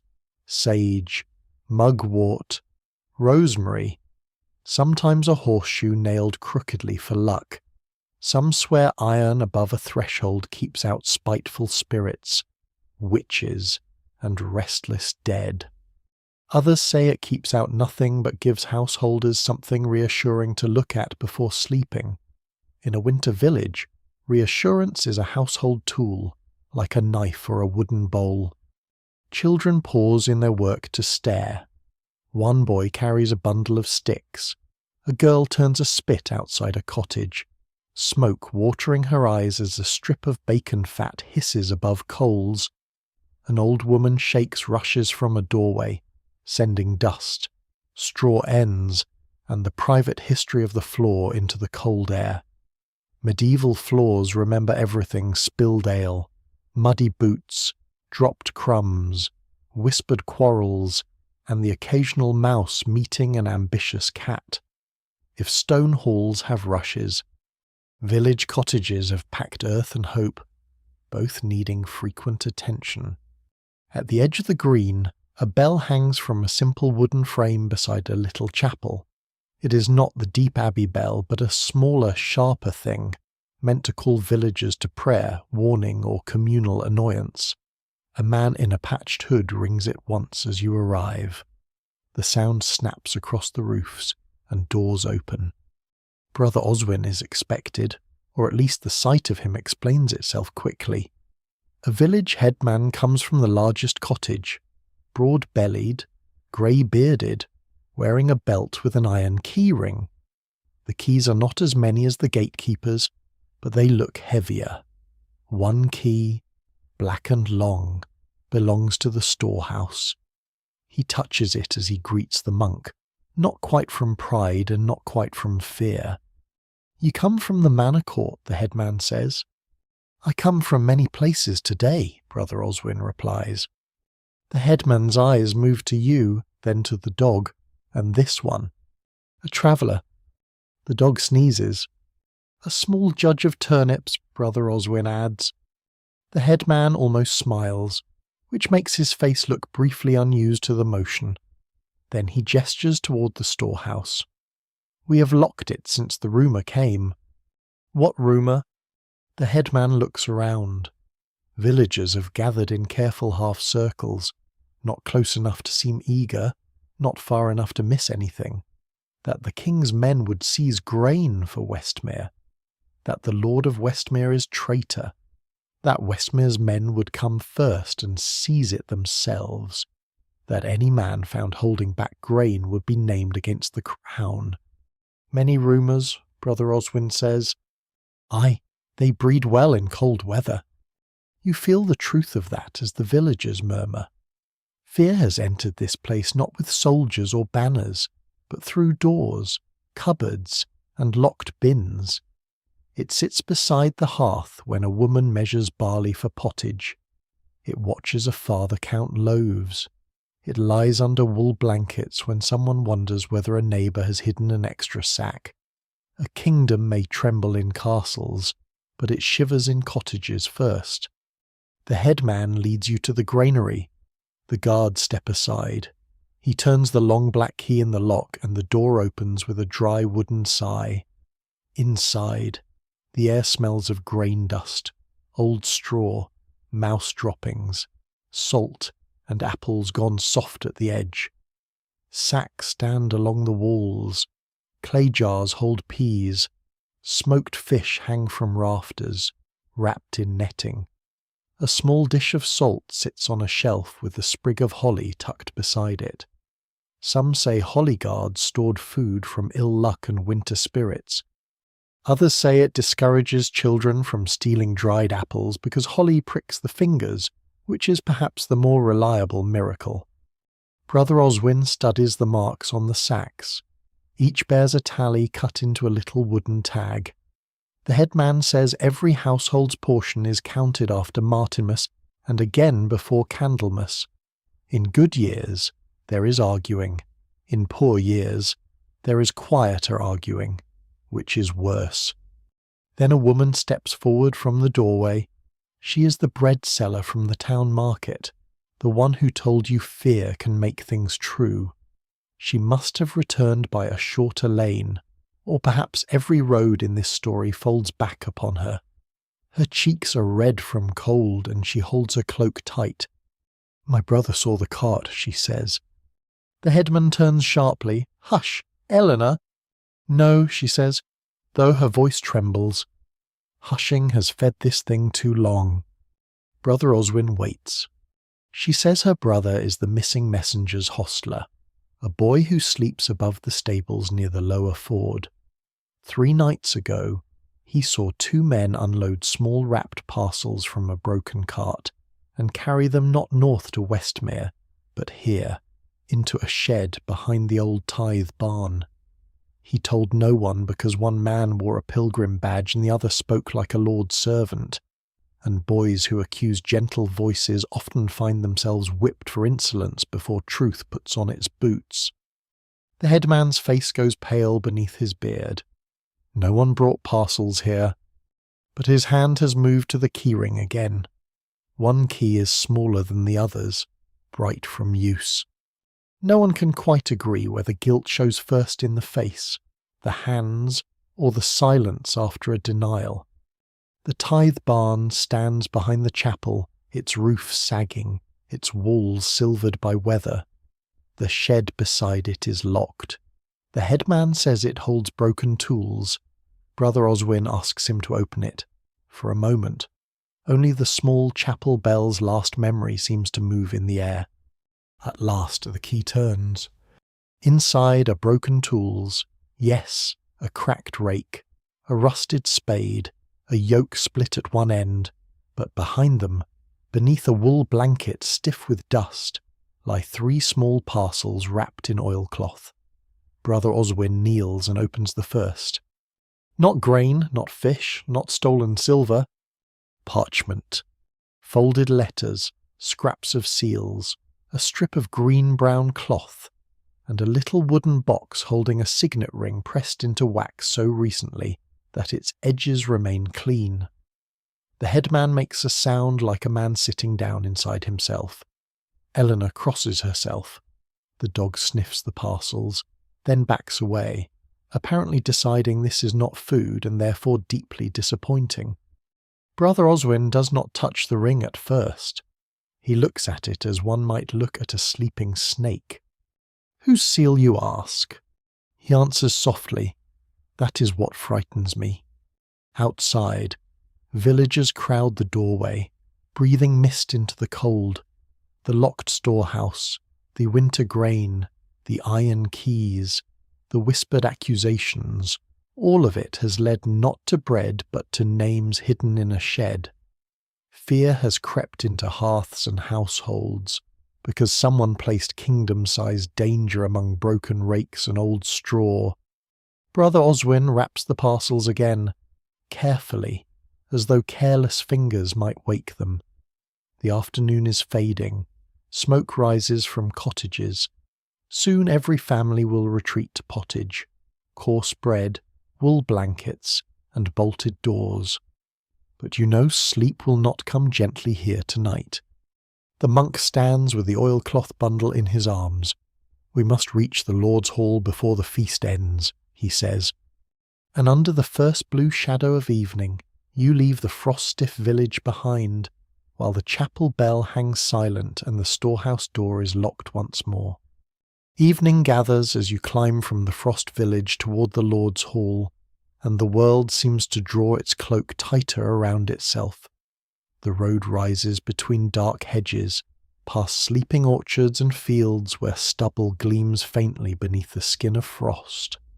Behind you, the village has folded back into smoke, bolted doors, and the uneasy keeping of winter stores. Ahead, on a low ridge, light shines from long windows, gold and restless against the blue-black air.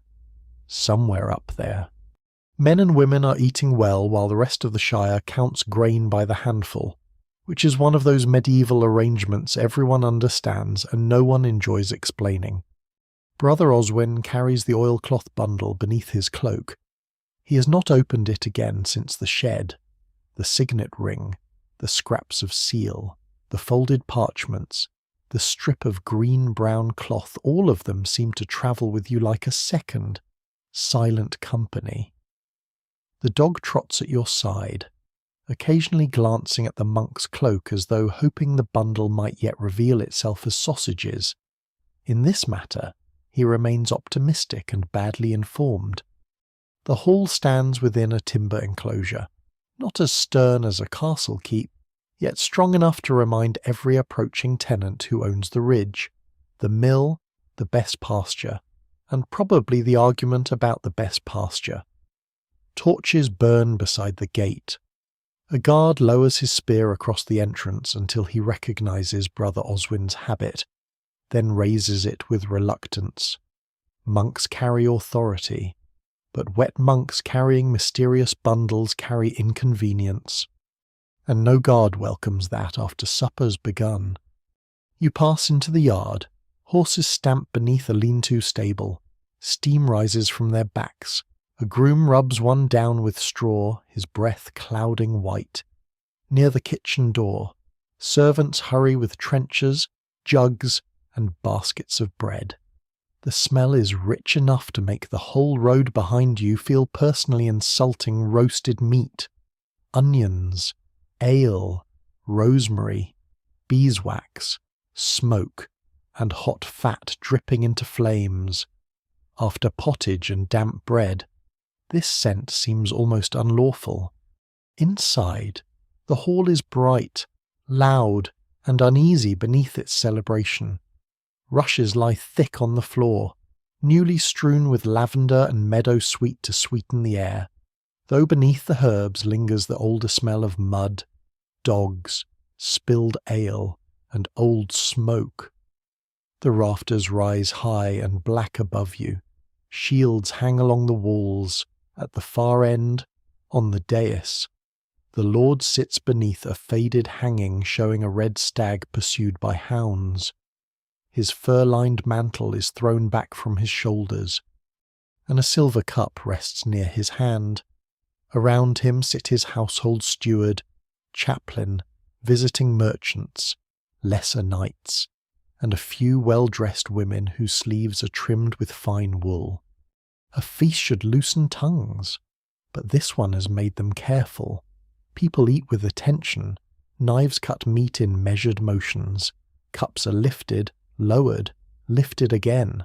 Servants place food on trenchers of stale bread stewed capon, beans with garlic, smoked fish, a dish of pears in spiced wine for those near the high table, and cabbage for those whose station reminds them not to dream too wildly.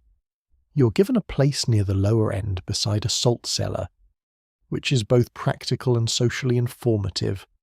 In medieval halls, where you sit in relation to salt may say more about you than your own mother would. Brother Oswin does not sit. He speaks first to the steward, then to the Lord. The hall quiets in a widening circle. It is remarkable how fast a room can hear what it is not supposed to hear. A minstrel near the hearth lets one note fade from his small harp and does not begin another. Even the dogs under the tables pause, except your white-pawed companion, who has located a fallen crust and remains committed to local concerns. The Lord's name is Sir Allard, the same name the merchant spoke in the alehouse.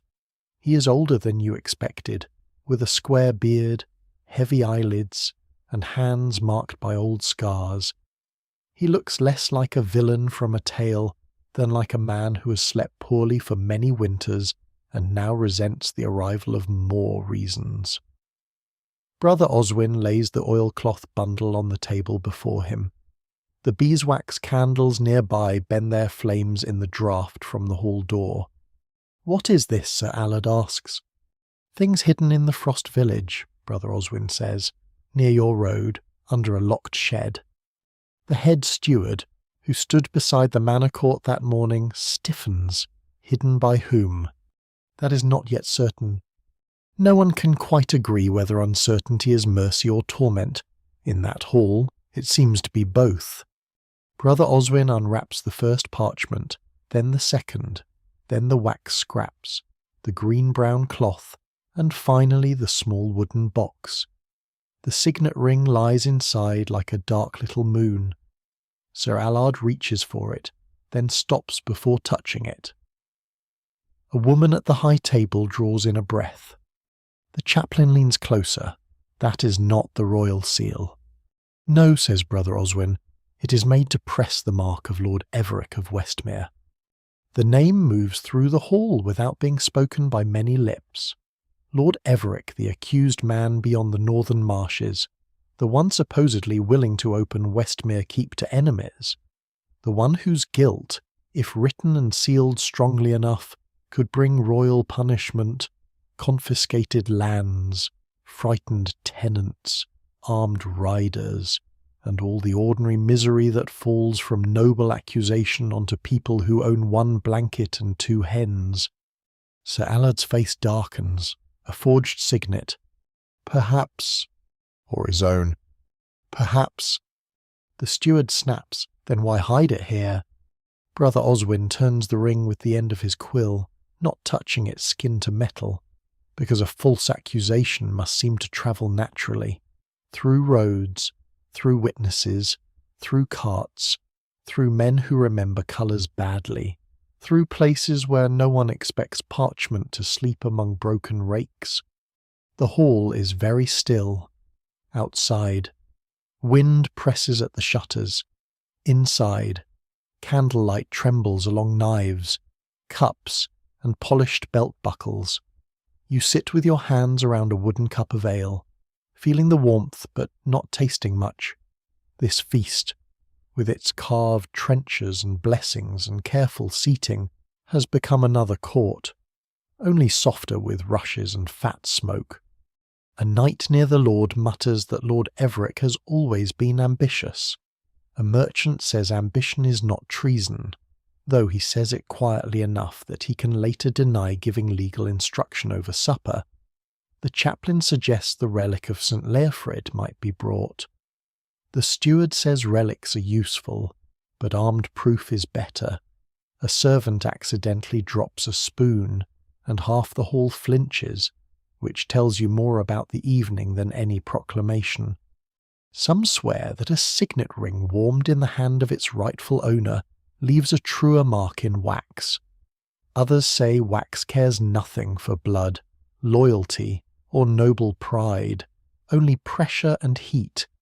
Even now, it is hard to tell whether objects betray their masters or simply obey whoever holds them. Sir Allard finally rises.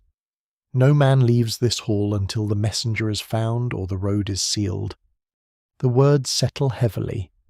Bolts are drawn at the doors. Guards move to the entrances. Supper resumes, because hunger is stubborn, but it resumes in whispers. You eat a little smoked fish from your trencher and find it too salty, though perhaps that is fear drying your mouth. The dog rests beneath the bench, his head on his paws, watching the room with the solemnity of a creature who has decided humans make meals unnecessarily complicated. Brother Oswin sits at last beside you, his hands folded over his ink-stained fingers.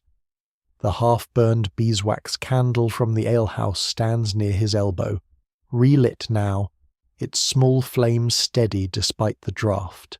It has followed you from rumour to market, from court to marsh, from shed to feast, and it burns as if patiently measuring the night. At the high table, Sir Allard bends over the ring and parchments with his steward. Across the hall, a messenger's empty place seems to wait among the shadows, though no one has set a cup there. Polite words pass over trenchers. Careful glances travel beneath them. Every blessing before every bite sounds a little like a question. Beyond the shuttered windows, the ridge falls away into dark fields, and somewhere in that darkness lies Westmere, the marsh road, the missing rider, and the truth that has not yet decided whether it will enter by gate, by letter, or by a wet cloak at the door.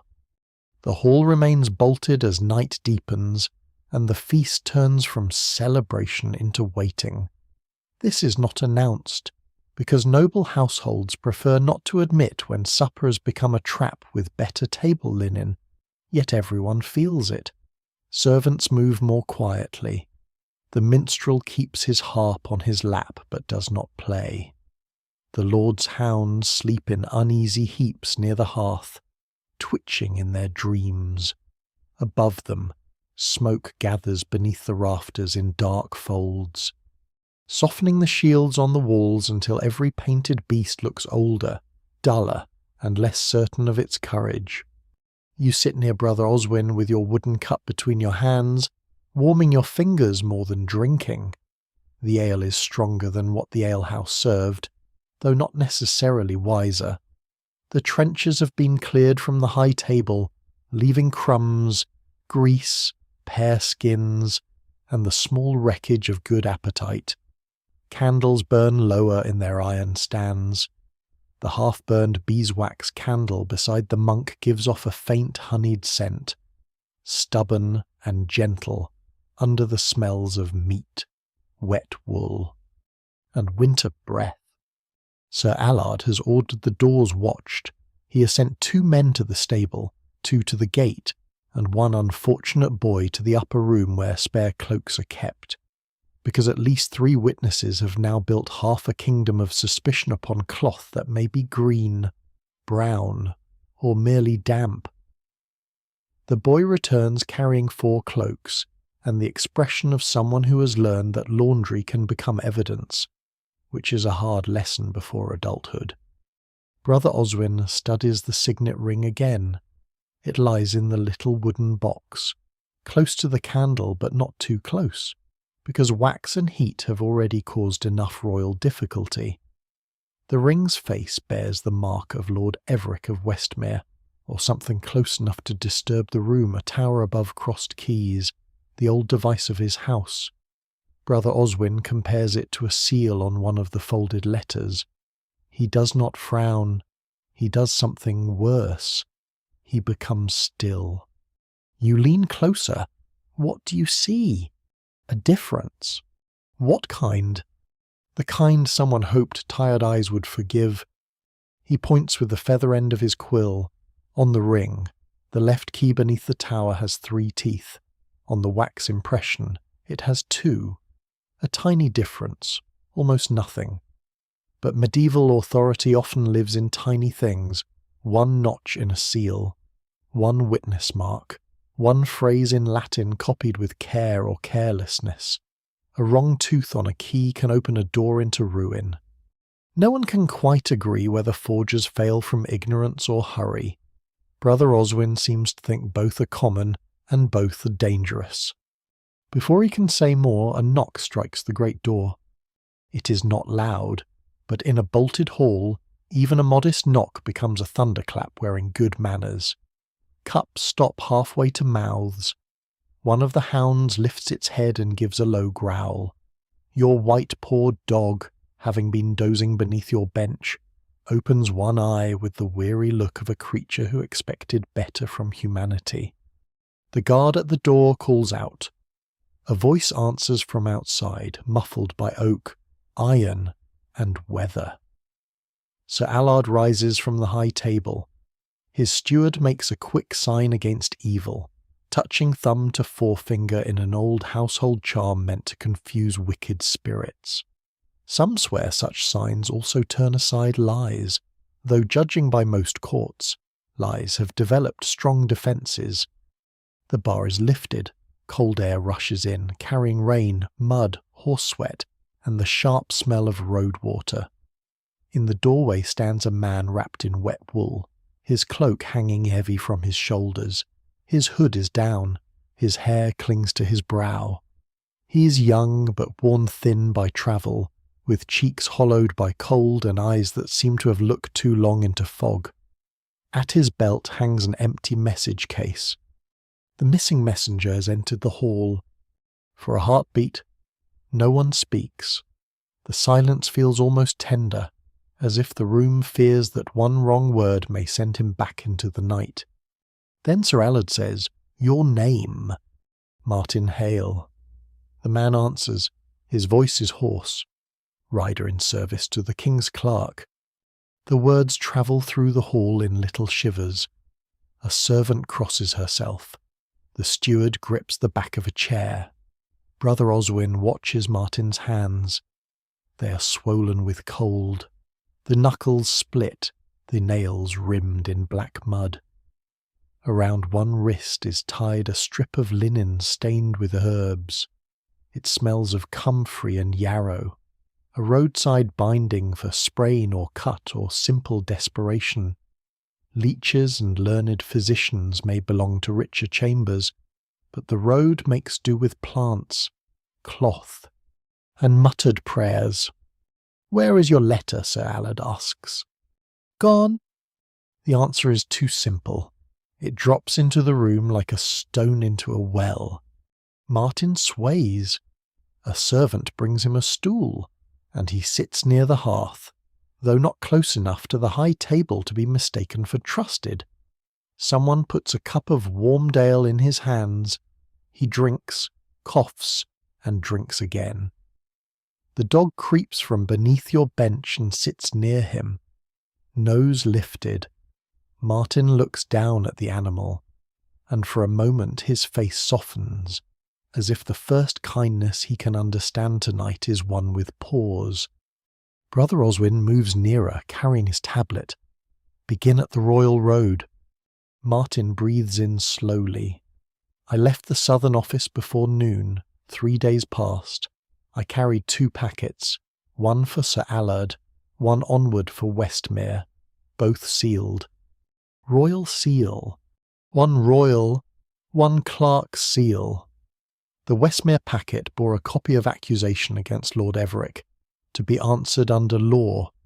He glances at the ring on the table and goes pale. I did not carry that. You know it. I know Lord Everick's seal. That is nearly it. But no. The hall tightens around nearly. Martin tells it in pieces, and the pieces come like damp sticks laid carefully for a fire. At the bridge, he met a man dressed as a pilgrim, with a Canterbury badge on his cloak and a voice that did not fit his boots.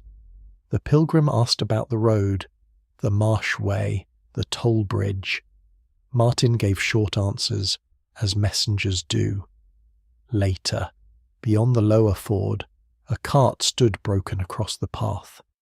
2 men asked his help lifting a wheel. He refused at first.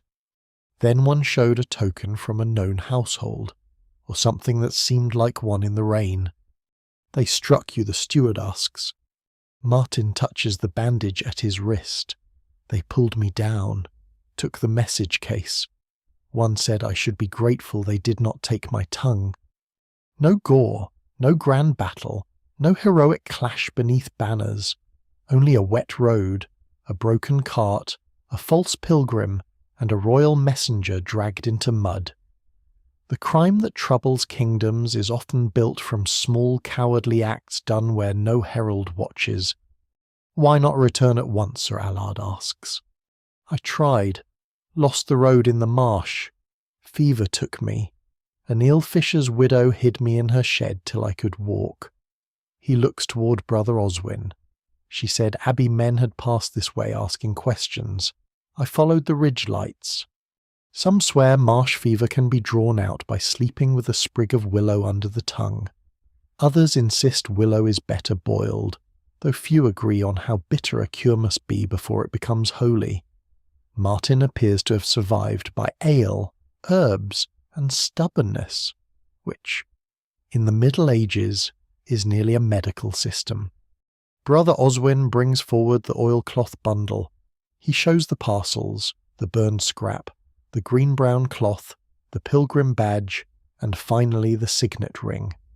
Martin stares at the badge. That was his... The pilgrim? Yes. And this ring? Martin shakes his head slowly. He had something in a glove, would not show it, but one of the cartmen called him master. The word reaches the high table and finds every noble ear. Sir Allard's voice lowers. Master. Martin nods, not lord, master, like a servant speaks when afraid. The steward turns red. A lesser knight mutters that Everick's men must be seized. A merchant near the lower table whispers that a forged seal points away from the man it imitates, not toward him. The chaplain says both possibilities should be weighed before God. The cook's boy, carrying a jug, forgets to pour and stands there until the alewife of the hall snaps her fingers at him. Brother Oswin lifts one hand. It is a small gesture, but the room slowly stills. If Martin speaks truth, someone stole a royal packet, planted false signs, and sought to make Lord Everick appear guilty before he could answer. If, says Sir Allard. If. Brother Oswin agrees. That word has saved lives and doomed them. Martin looks exhausted, almost empty, with wet wool steaming faintly near the fire. Yet when Brother Oswin asks him to swear later before St. Leofrid's relic, he nods without hesitation. This steadies the room more than any speech. A liar may swear quickly too, of course, but fear has many faces, and his seems shaped more by survival than invention. Outside, the wind presses rain against the shutters. Inside, the hall begins breathing again, though unevenly. The doors remain barred. Guards are sent toward the marsh road with lanterns. Sir Allard orders a bed prepared for the messenger under watch, clean linen for his wrist, and broth with garlic, which every household believes can cure at least half of winter and offend the other half into leaving. You sit back as the candles dip lower. The half-burned beeswax flame trembles beside Brother Oswin's records. The truth has come in wearing wet wool, but it has not come alone. It has brought seals, secrets, false pilgrims, missing letters, and the heavier question of who would frighten a kingdom in order to move blame from one noble house to another. Martin closes his eyes by the hearth. Your dog rests at his feet. For the first time since dusk at the town gate, the room holds something like direction. Not peace, not yet, but a path through the fog, leading back toward bells, abbey walls, and the slow patience of those who know that ink may outlast fear if the hand holding the quill does not tremble too much. You leave the Lord's Hall while the night is still wet and black, and the ridge road glimmers beneath torchlight like a strip of old iron. Behind you, the feast has folded into guarded sleep. Martin Hale, the messenger in wet wool, lies under watch near the hearth with garlic broth inside him, a bandage at his wrist, and your dog curled at his feet as though appointed by royal command. Sir Allard's men prepare riders for the marsh road, but Brother Oswin chooses the abbey first. Records must be gathered, oaths must be weighed, and St. Leofrid, whether saint, bone, legend, or old silk in a cloudy box, must be asked to work another long day. The road back toward the abbey is quiet except for hoofbeats behind you, and the soft clink of Brother Oswin's satchel. A servant from the hall has lent you a lantern, its horn sides clouded with smoke. The flame inside bobs with each step, lighting hedges, puddles, and the hem of the monk's habit. Somewhere far off, an owl calls from the dark fields. The sound is low and hollow, and you remember that some villagers believe an owl near a roof foretells sickness or a death in the household. Others insist owls are only owls, though they usually say this indoors, in daylight, and not while walking beside a monk through midnight mud. No one can quite agree whether fear creates omens or merely notices them more carefully. By the time the abbey walls rise ahead, the bells begin again. Not the clear morning bells from earlier, but the deeper night office, slow and heavy, calling the brothers from narrow beds and wool blankets into chapel stalls where breath steams faintly in candlelight. The sound rolls over the wet fields, over the road, over your tired shoulders, and into the satchel where parchment, wax, cloth, badge, and signet lie together like uneasy guests. The abbey gate opens after a delay filled with whispering bolts and the sleepy irritation of men pulled from prayer or bed. The lay brother who admits you carries a rushlight and wears his cloak over his night tunic. His hair sticks out from beneath his cap in tufts, giving him the wild look of a prophet who has mislaid his comb. He sees Brother Oswin's face and stops complaining before he begins. Inside, the yard is dim and silvered by rain. Water drips from eaves. The bakehouse is dark now, but a little warmth still clings near its stones. A stable boy leads the horse toward shelter. You follow Brother Oswin across the yard toward the chapter house, where several monks are already gathering, summoned by bell, rumour, or that strange monastic sense that trouble has arrived carrying documents. The chapter house is round-arched and cold and lined with stone benches. Candles burn along the walls, their flames reflected in damp patches on the floor. The prior sits beneath a carved image of the Virgin, wrapped in a dark cloak over his habit. He has a face made for patient disapproval, though fatigue has softened it tonight. Around him sit brothers of the abbey, the cellarer with flour on one sleeve, the infirmary smelling faintly of vinegar and herbs, the guestmaster still blinking himself awake, and two younger monks who look both frightened and thrilled, which is not the recommended expression for treason but is a very human one. Brother Oswin lays out the evidence on a cloth, the forged signet, the wax scraps, the green-brown wool, the bent pilgrim badge, the charred parchment, his notes from the manor court, and the account of Martin Hale, written quickly before leaving Sir Allard's hall. The objects seem smaller here than they did in the feast hall.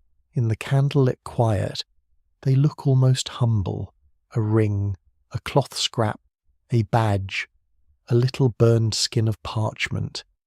Yet the room treats them like hot coals. The prior listens without interrupting. When Brother Oswin finishes, the infirmary crosses himself and says that fever can make a wounded messenger confused. The cellarer replies that fever does not forge a signet ring. The guestmaster wonders whether Lord Everick's enemies planted the false seal to ruin him. One of the young monks suggests Lord Everick planted it himself to appear falsely accused, which causes three older monks to look at him with the weary sorrow reserved for cleverness before breakfast. Law needs order, says the prior at last. Fear needs only a crack. Brother Oswin nods, and legend needs listeners. The monks begin to debate softly, not like warriors, but like men sorting wool by lamplight. What belongs to law? What belongs to rumour? What belongs to the relic? The stable hand swore green. The old woman swore the seal was whole. The carter hesitated before St. Leofrid. Martin Hale returned alive, but late, wounded, and empty-handed. Some swear relics reveal liars by trembling, sweating, or striking the guilty dumb. Brother Oswin says, with dry calm, that most guilty men tremble without heavenly assistance, and most innocent men tremble when surrounded by officials. A faint smile moves through the room and vanishes. The reliquary is brought from its chest, not for ceremony this time, but for remembrance. The little wrapped fragment rests beneath cloudy crystal. The prior gazes at it a long while. People want the saint to answer what men have muddled. People often ask saints to do the work of careful listening, Brother Oswin says. You sit near the doorway, chilled and heavy-eyed, listening as rain ticks against the stone outside. The daily life of the abbey continues even now. In small details, a novice trims a candlewick with a tiny knife. The cellarer worries aloud that tomorrow's bread must still be baked. The infirmary offers dried betony for Martin's fever when he arrives. Someone mentions that the guest-house rushes need changing after so many wet boots. Kingdoms may tremble, but rush is still sour if left too long. And history, inconveniently, must share space with housekeeping. At last, the prior decides, at first light, Martin Hale will be brought to swear before the relic, not because the bone alone can solve the crime, but because the people need a solemn centre around which truth may gather. Copies of all records will be made before terse. Messengers will ride to Westmere and to the King's Clerk, each carrying duplicate accounts so one stolen packet cannot again become the whole spine of the tale. Sir Allard will be urged not to march before answer comes. Lord Everick will be warned, not condemned. The younger monks write this down. Brother Oswin watches their hands, correcting one abbreviation with the gentleness of a man preventing a future lawsuit from being born.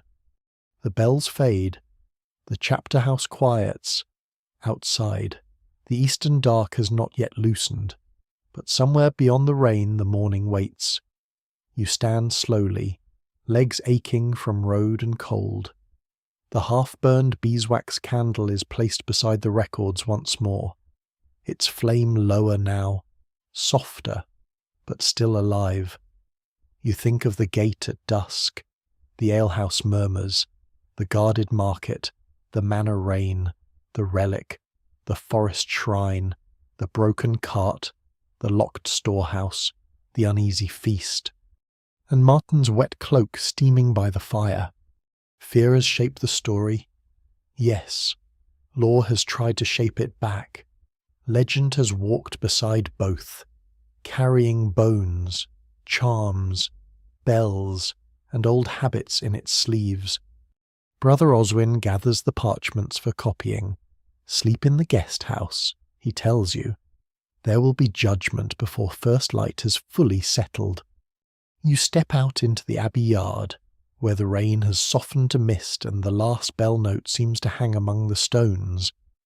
The guest house door stands open, warm with banked embers. You enter, lay your cloak near the hearth, and close your eyes to the smell of wet wool, beeswax, and ink. You wake before anyone speaks your name, because the abbey has begun to breathe differently. In the guest house, the embers are still red beneath ash, and the rushes on the floor smell of damp straw, old boots, and faint sage. A pilgrim snores softly on the far bench. One hand curled around the cord of his badge. Near the door, a novice folds blankets with the grave concentration of someone handling sacred linens, though they are mostly wool, smoke, and the long memory of other travellers. Outside, feet move across the yard, low voices gather, a horse stamps. Somewhere, a bucket rings against stone. Brother Oswin stands by the doorway with his hood already drawn. His face looks carved by the poor sleep of men responsible for ink after midnight. Sir Allard has ridden for the keep, he says. He did not wait for full light. Of course he did not. Lords rarely become calmer by being told to wait while monks make fair copies. The prior's message has gone after him. But men on horseback travel faster than caution when fear holds the reins. Martin Hale is being brought from the hall under guard, and the abbey will prepare the relic oath at dawn.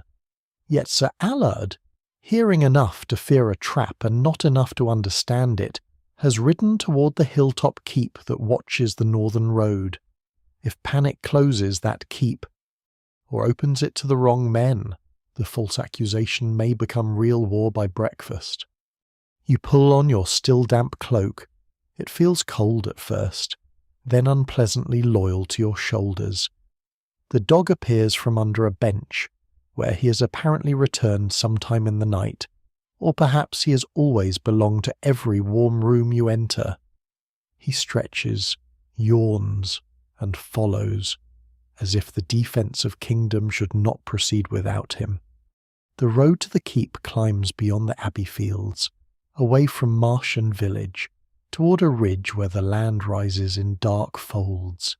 Torches move ahead of you, carried by 2 abbey servants and a clerk sent with Brother Oswin's copies. Dawn has not properly arrived. The sky is a deep iron grey, and the earth below is still folded in mist. Frost crackles underfoot where the mud has hardened. Your breath clouds in front of you. The bells behind you sound once, then fall silent, as though the abbey itself is listening. The keep appears gradually, first as a darker shape against the paling sky, then as stone walls crowned with timber hoarding, then as a gatehouse lit by torches. It is not a royal fortress large enough for songs, but it is strong a square tower, a walled yard, a small chapel, a store of arrows, a well, and enough fear inside to make every shadow armed. Smoke rises from the kitchen roof. On the outer slope, thorn hedges have been cut back, and sharpened stakes stand near the ditch. Someone has prepared for trouble, or for the idea of trouble, which can demand nearly the same labour. At the gate, guards challenge you with crossbows raised. Their faces are pale in torchlight. One recognises Brother Oswin and lowers his weapon only halfway, which is a very medieval compromise between respect and terror. The clerk beside you holds up the sealed copies from the abbey. Wax glints red and gold. For a moment everyone stares at the seals, and you feel how much power can live in a small circle of pressed wax. It is almost absurd. It is also the way the world is held together. Inside the yard, men hurry between stable, chapel and hall. A blacksmith boy carries a bundle of spearheads. 2 women haul buckets from the well. A cook scolds a guard for stepping in her basket of leeks, because even near treason, breakfast must be defended. Above the chapel door hangs a little bunch of dried thyme and ash twigs, placed there to ward against ill luck and thunder. Some swear ash wood keeps serpents away. No one can quite agree whether it has any effect on foolish decisions made by nobles before sunrise. Sir Allard stands in the great room of the keep, not seated now, not feasting, but leaning over a table strewn with maps, letters, and candle stubs. His mantle is thrown over armour hastily buckled. The steward is with him, along with 2 clerks, 3 guards, and a chaplain murmuring prayers into a rosary. The room smells of cold stone, hot wax, wet leather, and anxious men. A brazier glows in one corner, but the heat does not reach far. Brother Oswin lays the abbey copies on the table. "My lord, you must not seal the road against Westmere yet." Sir Allard's eyes are red from sleeplessness. "And if Everic rides first, then you will have made the forged tale true by answering it as if it were proven." The words are quiet, but they strike harder than shouting. Sir Allard looks down at the signet copy, the witness notes, Martin Hale's account, the differences in the seal. One of the clerks points with an ink-stained finger to the crossed keys beneath the tower, explaining the missing tooth in the forged impression. The steward argues that hesitation may cost lives. Brother Oswin replies that haste already nearly has. You stand near the wall, warming your hands around a cup of thin ale given by a servant. The dog sits beside the brazier, looking at the entire council as if he would solve the matter faster in exchange for meat. Outside, torchlight wavers across the yard. A horn sounds once from the wall walk. Everyone stills. A rider approaches below the ridge. For one breath, panic enters the room like a guest with muddy boots. Guards reach for weapons. Sir Allard lifts his head. Then the gate watch calls down one rider only, under a white cloth tied to his spear. A truce sign. Sir Allard closes his eyes briefly. Brother Oswin whispers, "Let him in." The rider from Westmere enters the yard at first light, weary, frost on his cloak, carrying Lord Everic's true seal in a leather case, and a demand to answer the accusation before law, not blade. His arrival does not end the danger. It does something slower and better. It gives truth another witness. It gives panic a chair and asks it to sit down. As dawn finally touches the keep stones, the tired lord lowers himself onto the bench. The clerks sharpen fresh quills. The chaplain stops muttering long enough to bless the ink. Brother Oswin relights the half-burned beeswax candle from the abbey taper and sets it beside the records. Loyalty, fear, law, and rumour gather around that small flame, and for now, at least, none of them is allowed to leave the room alone. The keep does not grow peaceful after the Westmere rider enters. It grows quieter, which is not the same thing. Peace has warmth in it. This silence is made of men choosing their words as carefully as arrows. The rider is brought into the great room with frost still clinging to his cloak and road mud dried high on his boots. He gives his name as Rowan, servant to Lord Everic, and he lays a leather case upon the table before Sir Allard, Brother Oswin, the chaplain, the steward, and the clerks. His hands are steady. but his face has the grey look of someone who has ridden through fear and found it waiting indoors as well. The case is opened. Inside rests a folded letter and a lump of clean red wax bearing Lord Everett's true seal, the tower above crossed keys, each key marked clearly, each little tooth pressed sharp.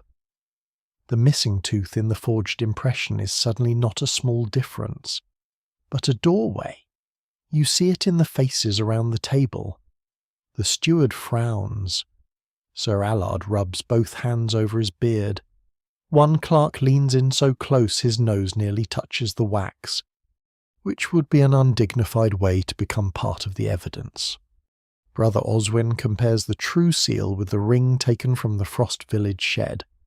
He does this slowly, with the candle close beside him and his ink-stained finger hovering over each line. Close, he says. Too close for accident, Rowan answers. No one suggested accident. The dog, resting near the brazier, sighs in a way that suggests he finds human suspense badly paced. Outside, the keep yard wakes into pale dawn. Buckets scrape near the well. A stable boy spreads fresh straw. Someone in the kitchen pounds garlic with salt for broth, the smell rising sharp and homely through the cold stone passages. Life continues to make breakfast while men consider treason, and perhaps that is why kingdoms survive as often as they do. Swords matter, seals matter, but so do leeks, oats, and someone remembering not to burn the porridge. Martin Hale is brought in soon after, wrapped in a dry cloak and looking less like a drowned ghost than he did by the Lord's hearth. His wrist has been rebound with clean linen, and the infirmary from the abbey has smeared it with a greenish salve of comfrey honey and ground herbs. Some swear honey draws corruption from wounds and sweetens the flesh back toward health. Others mostly notice it attracts flies if used unwisely, which is why monks with herb gardens are preferable to enthusiastic cousins.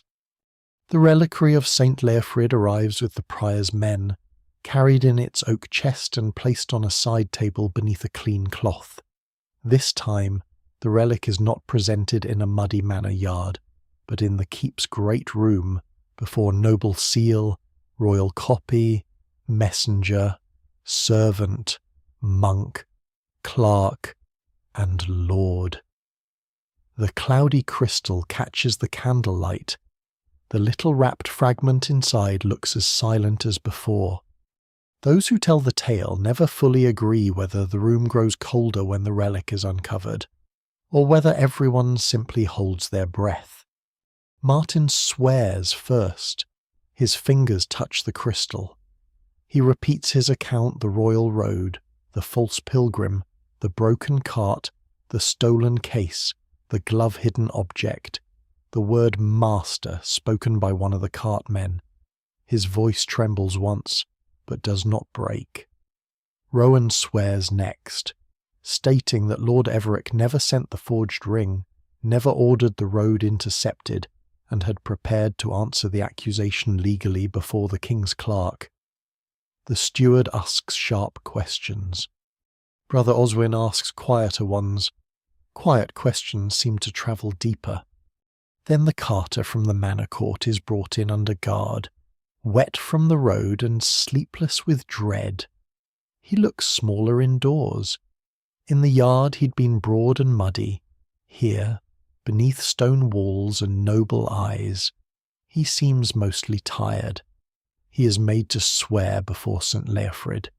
At first he clings to his old account-broken packet, bridge, messenger heading north. But when Brother Oswin places the wax from his wheel beside the forged seal, then the pilgrim badge beside Martin's words, then the green-brown wool beside the cloth found in the shed, the carter's face sags. No one shouts. That is what you remember. The judgment does not arrive like thunder. It comes like thaw water under ice. He admits he was paid to leave the cart across the marshway, paid to say the packet was broken at the bridge, paid to carry one oilcloth parcel to the Frost Village shed. He claims he never knew the full purpose. Perhaps this is true. Perhaps it is the last shelter of a frightened man. No one can quite agree whether small helpers in great crimes are wicked, foolish, hungry, or some poor mixture of all three. "Who paid you?" Sir Allard asks. The carter stares at the rushes strewn across the floor. Fresh rushes, sweet with crushed herbs, already darkening under muddy boots. A man called Master Gilbert. The steward goes white. That is enough. Too much. Perhaps. Master Gilbert is no lord of Westmere. He is Sir Allard's own under-steward, keeper of the minor accounts, collector of rents on the lower farms, a man with access to seals, carts, storehouse keys, and servants who do not ask many questions. He is found not far away, in the chapel passage, trying very quietly to leave by a side door with a purse, a cloak, and the expression of a man hoping architecture will forgive him.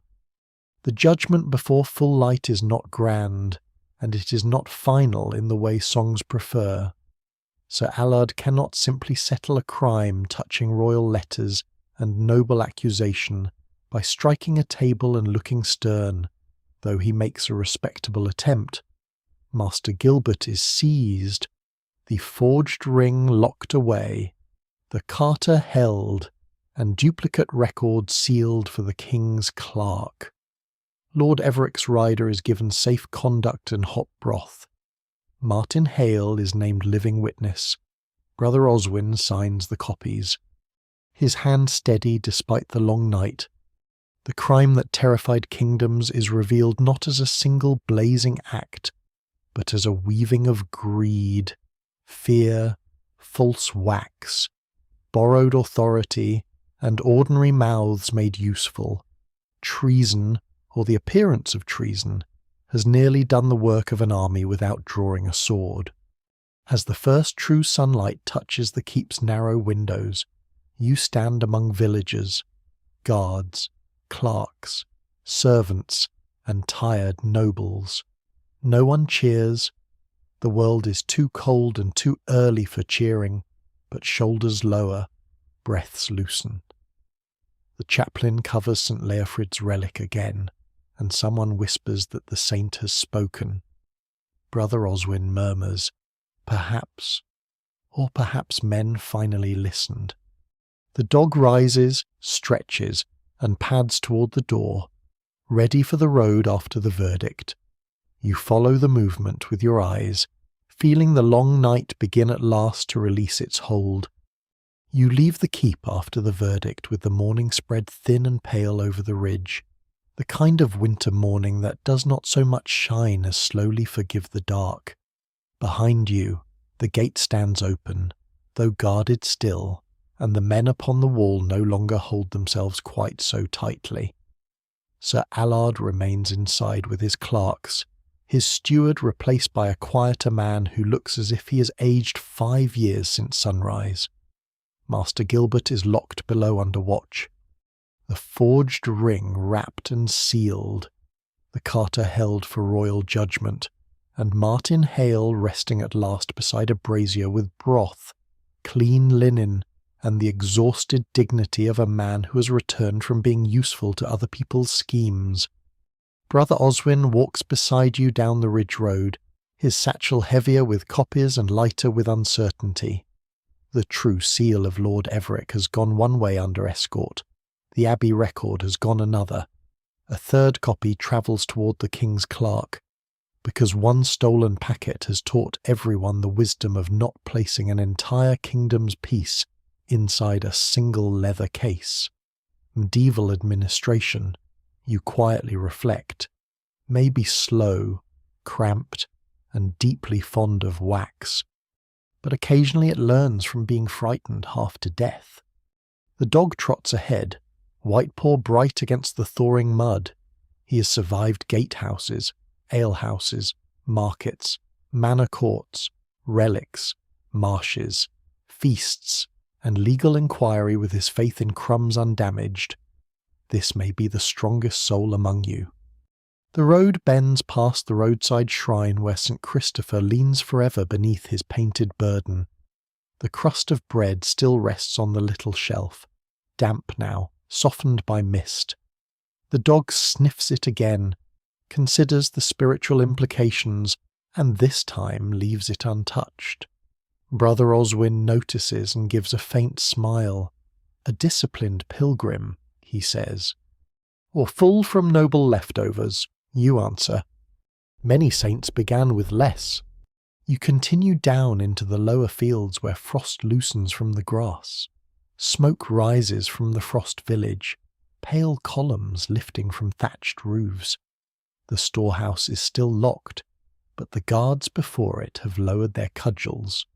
Women step out with baskets. A child chases a hen near the chapel and is scolded without much conviction. Eleanor, the bread seller, stands near the green with her cloak wrapped close, speaking to the headman. His keyring hangs at his belt, but he no longer touches it every few breaths. When Brother Oswin passes, Eleanor bows her head, not deeply, just enough to honour the truth without making a performance of it. No one can quite agree whether villages remember relief longer than fear. Fear scratches deeper, perhaps. It leaves marks in locked bins, whispered names, and the way neighbours look at one another across shared wells. But relief has its own small customs, a door left open a finger width, a loaf sold without sharp words, a child allowed to laugh near the chapel bell. These are not grand things, but most of life is not grand. And medieval life especially is made of little permissions wrestled from cold, hunger, and rumour. You pass the tithe barn where the parcels were hidden among broken tools. The shed door stands open now, empty but for the cracked rake and rusted spade. Sunlight touches the straw inside. It seems impossible that parchment capable of troubling lords and kings slept there beneath a dusty blanket, among things no one bothered to mend.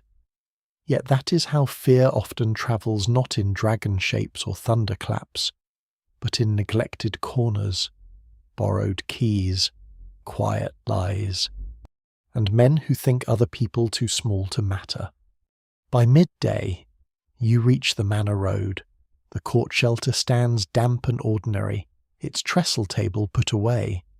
The relic of St. Leofrid has returned to its box. Perhaps villagers will say the saint exposed the liar by making the carter tremble. Perhaps the carter trembled because any man standing between a forged seal and a monk's patient questions would tremble. Some swear the cloudy crystal glowed in the rain, though you saw no glow. Then again, memory loves candlelight even when the sky is grey. At the town gate, the watchman recognises you. His horn lantern hangs beside him, though daylight has made it useless, which does not stop him from keeping it close. Men like tools that have lasted through a bad night. The gate is open now, carts moving in and out with creaks, curses, and the wet slap of hooves. The Black Boar alehouse sign swings in the square, still looking less like a boar than a turnip with legal troubles. The alewife stands in the doorway, arms folded, watching the town return to its own shape. The market breathes again. Toll collectors count coins. Bread sellers call their prices. A potter sets out jugs. A woman buys saltfish and argues about size with the confidence of someone saving her household from culinary disappointment. Guards remain at the corners, but they lean more easily on their spears. Rumour has not vanished. It never does. It has only changed clothes. By evening, people will be telling the tale in versions that make themselves wiser, braver, and slightly closer to the important parts. Brother Oswin stops by the well. The half-burned beeswax candle, nearly spent, rests in his satchel. You've walked through more of this than most travellers intend, he says. You look at your boots, your cloak, the dog, the town wall, The smoke in the rafters beyond the alehouse door. I intended warmth. That's how many journeys begin. The abbey bells sound faintly beyond the roofs, gentler in daylight. You feel them not as warning now, but as rhythm. The same bells that rang over fear, rain, ink, oath, and judgment ring over bread, mud, dogs, and ordinary hunger. The kingdom has not become innocent. No kingdom does. But for this day, one false seal has failed, one messenger has returned, one accusation has slowed before becoming war. And one tired traveller has learned that the most terrifying crimes may begin in whispers and end, if mercy holds, in records carefully copied by candlelight. You step toward the alehouse as afternoon softens, the dog follows, and the door opens to warmth. The fire inside is low but steady. The alewife sets a cup before you without asking. Brother Oswin sits near the wall, his ink-stained hands folded around his own cup. Outside, the gate creaks, the market murmurs, and the road beyond the town waits under a pale sky, less threatening now, though never entirely tame. You sit quietly with your hands around the warm wood. The rushes beneath your boots smell of lavender, mud, and smoke. A candle leans in its holder, flame small and gold. The dog circles twice beneath the bench and settles with a sigh that seems to close the whole long matter better than any royal seal. The town continues around you, slow and human. Somewhere a bell rings for the hour. Somewhere a cartwheel complains. Somewhere a scribe bends over parchment and writes what can be known, leaving space around what cannot. You do not need to solve any more of the world tonight. The road has carried you far enough. The fire settles lower, and the rafters darken into softness. Voices in the alehouse become gentle shapes rather than words. The rain has stopped. Beyond the shutters, the last light fades from the stones of the square, and the town draws its breath inward for evening. You let your shoulders loosen beneath the wool cloak. You feel the warmth of the cup, the ache in your feet, the calm weight of the dog asleep nearby. The bells that once warned now simply mark time. Their sound moves over roofs, over walls, over fields where frost will return after dark. It touches the abbey, the manor, the village storehouse, the keep on the ridge, and the quiet shrine beside the road. It touches all the places where fear passed and did not stay forever. And now the medieval world grows dimmer, kinder, smaller. The candles burn with sleepy golden hearts. The smoke climbs slowly into the black beams, the benches, the cups, the folded cloaks, the old rushes, the locked doors, the harmless shadows, all of them settle into the hush of a night that asks nothing more from you. You are safe beside the fire. The road can wait, the bells can fade, the kingdom can sleep beneath its wool blankets, its thatched roofs, its watchfires, and its winter stars. Let the last little flicker of candlelight soften behind your eyes. Let the mud, the mist, the seals, and the whispers drift away into darkness. The dog sighs once more beneath the bench. The fire gives a quiet crackle, and you rest.